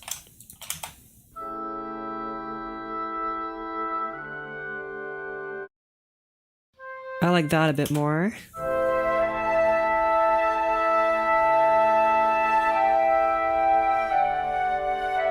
Dang it. I really want the melody to fit these wacky chords, but it just doesn't. I mean, it could just modify the melody, I guess, but just, I like the melody. I don't want to keep it the way it is, so I'm trying all these weird chords to see if something fits. Unfortunately, but that doesn't seem to be the case.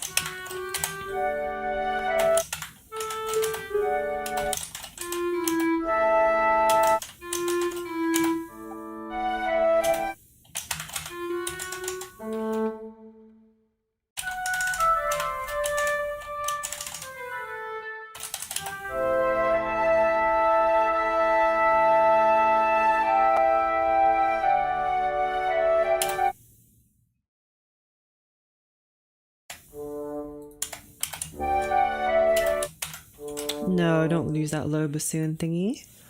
Just keep it here. And I think it needs to thin up. Have you tried asking nicely? You know, I don't think I've ever asked anything nicely in my entire life. I think you'll have to teach me how to do that. And then this is a G minor chord. Whoopsies.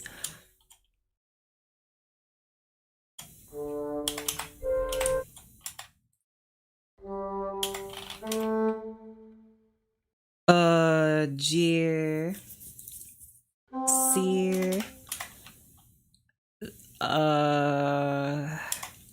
G, C, F, B flat, G, C, F natural, B flat, we move to B flat.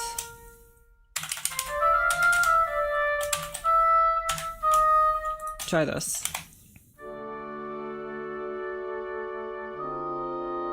Ooh, that's very nice. I like that. I think it might clash with this. No, it sounds fine.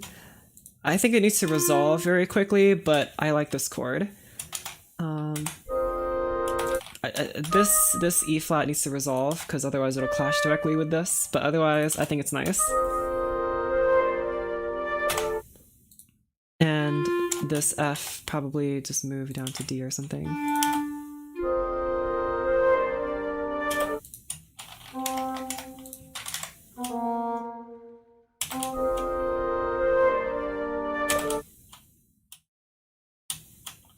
And then whatchamacallit?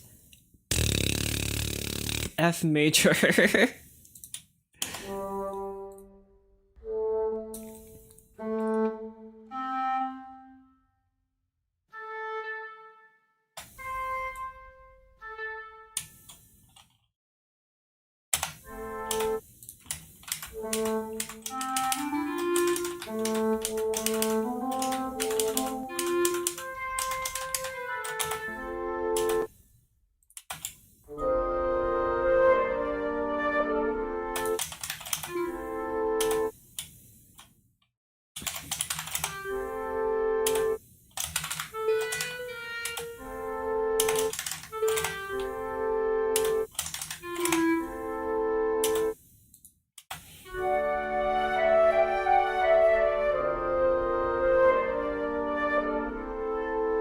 No, that sounds too minor. It's because this is like, yeah, there's no F resounding in this chord when I remove this. Okay. I think the rhythm of the chords needs to change a little bit. See how the rhythm is basically just whatever this is. Just half notes.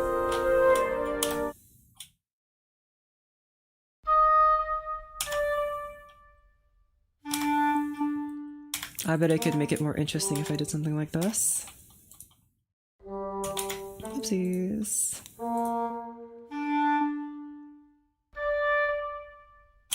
And then just had you guys match.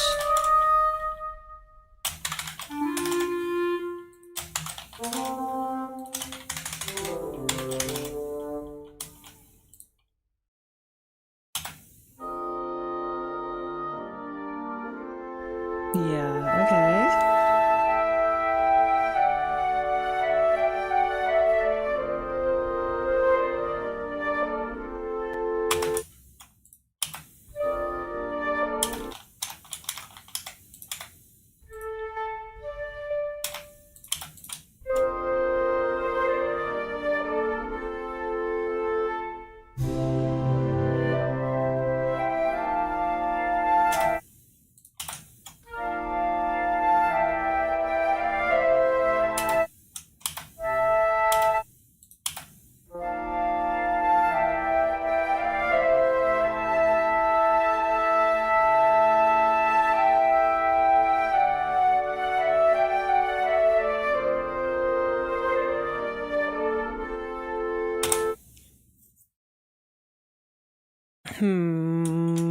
Contrabassoon. Oh my gosh. No, that sounds terrible. Move down to F. Try this.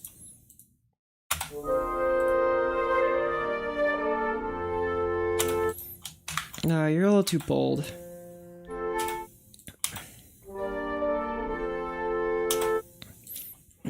That's a little better, but you do sound kind of like a saxophone, but like a really weak sauce one, which is kind of humorous, actually. Having the contrabassoon play that high just sounds so goofy.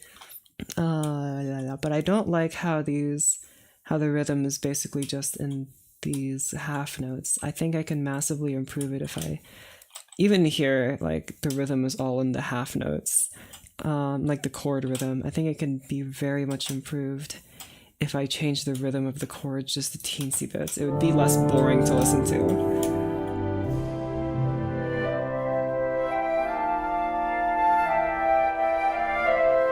Like more suspensions and stuff like that.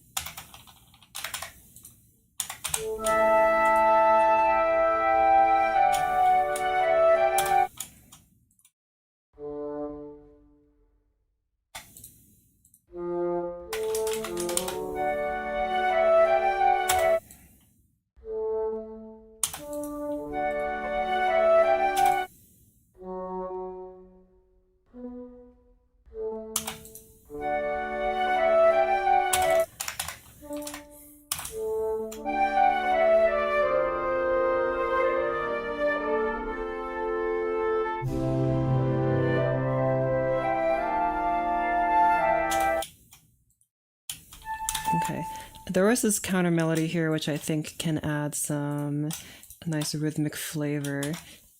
So let me insert that in. It was originally in the trumpet, but I don't think it'll fit there anymore.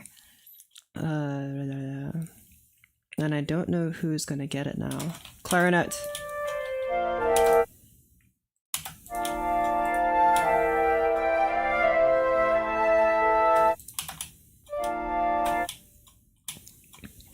I want you to play something chromatic here. Maybe. I'm not sure.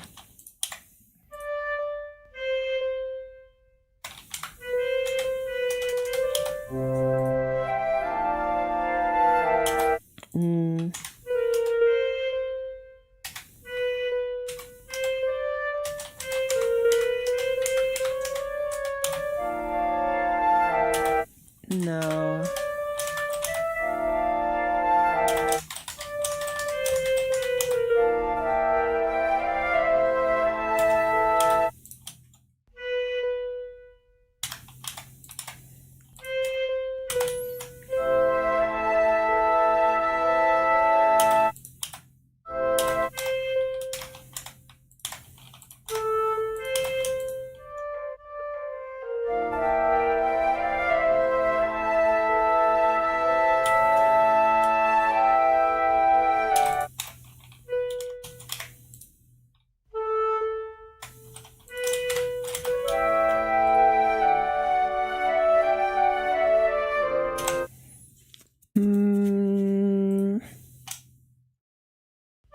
I'm not really feeling this clarinet part here.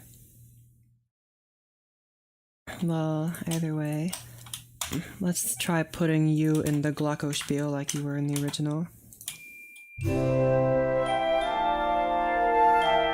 But also, no crescendo, please.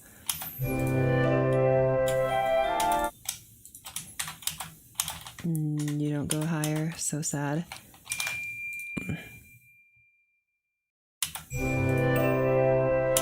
Shut up.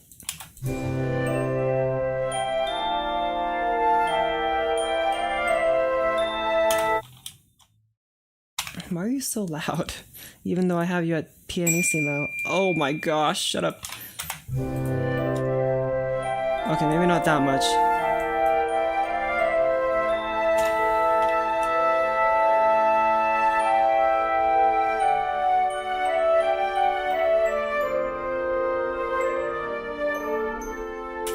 Okay, these new chords definitely make it feel more interesting than the original.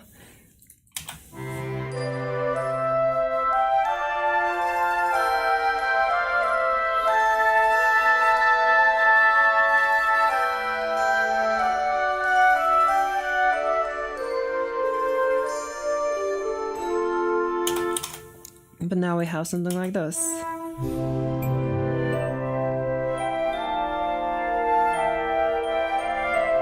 Albeit it's slower. I think again there needs to be like some breaths here for the woodwinds, otherwise it'll just become fatiguing to listen to. Like that's something I've noticed. Like if you have an instrument playing for too long, it just becomes fatiguing to listen to, and there needs to be some kind of break. Like a pause.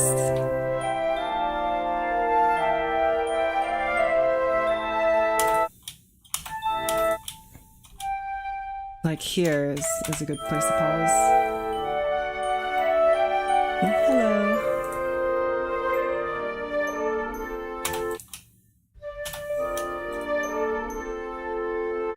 Okay. One more time.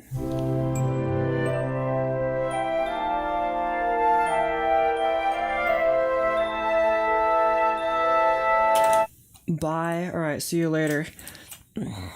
What instrument are you going to be in if not clarinets? I didn't really like trombone before, or trumpet before.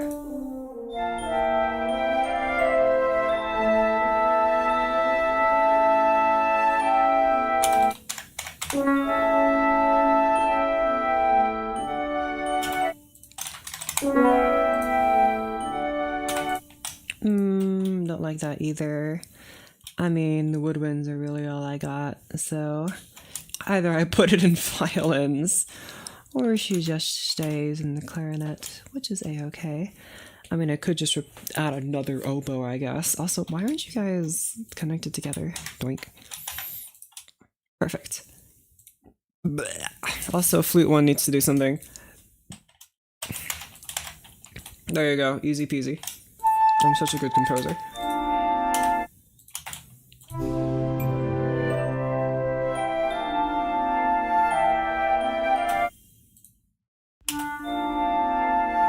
What are you clashing with as soon as you... Oh, you're clashing with this E flat here.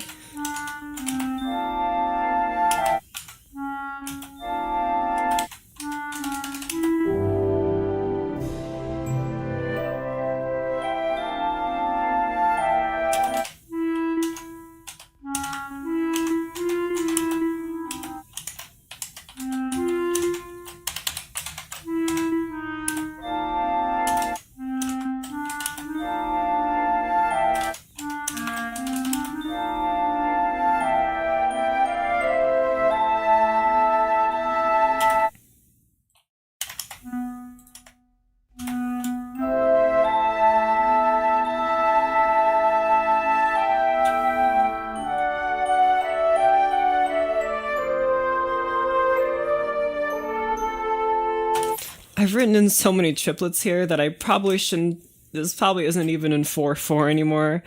It's probably in some other time signature. It's just that the piece was originally in 4/4. But it's like... It doesn't even feel like that no more. It definitely is starting to feel like it's more in 6/4, but there are so many like triplets and non-triplets that it's hard to say, so I feel like counting 4 beats with triplets is easier than counting like 6 beats with duplets. So I'll just keep the triplets. I don't like this line here.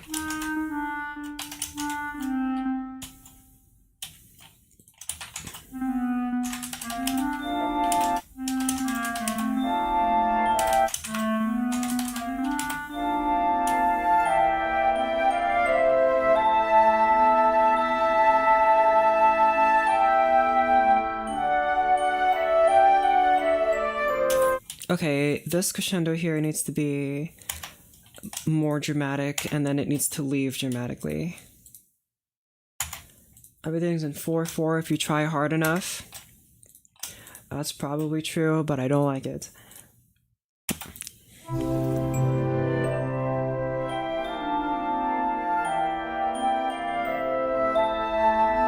Okay, you need to be quiet.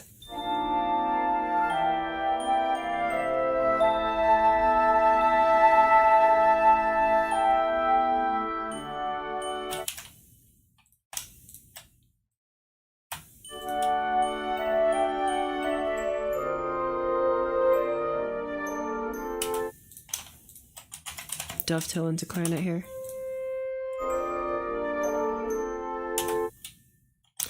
And bass clarinet isn't doing anything. I might convert it to clarinet 3, but see, this is where I'm starting to get into the problem of having too many instruments playing at once, and that's not what I want. I'm trying to keep this orchestra as small as I can without use of unnecessary instruments or nothing, and I think I'm starting to go a bit overboard, so I gotta call some instruments. Gotta take them out of the crowd.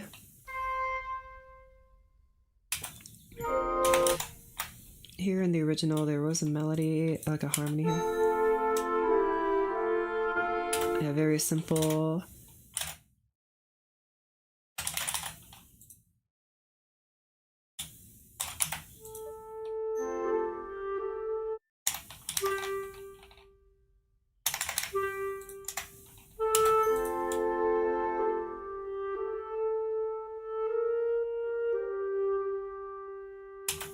I like that. And just have other clarinet playlists, I guess.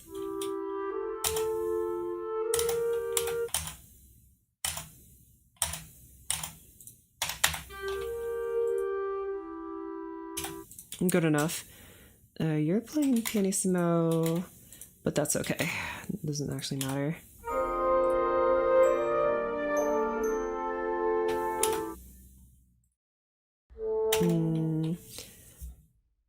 I'll have to think about it.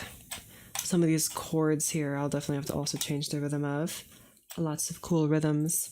But that's enough composing for me today. It's like 1 a.m. now, and I gotta go to sleep. So I'll see you guys later. Bye-bye. Make sure to subscribe and join the Discord. It's in the description, I think. And also practice your scales. Bye. You better practice your scales.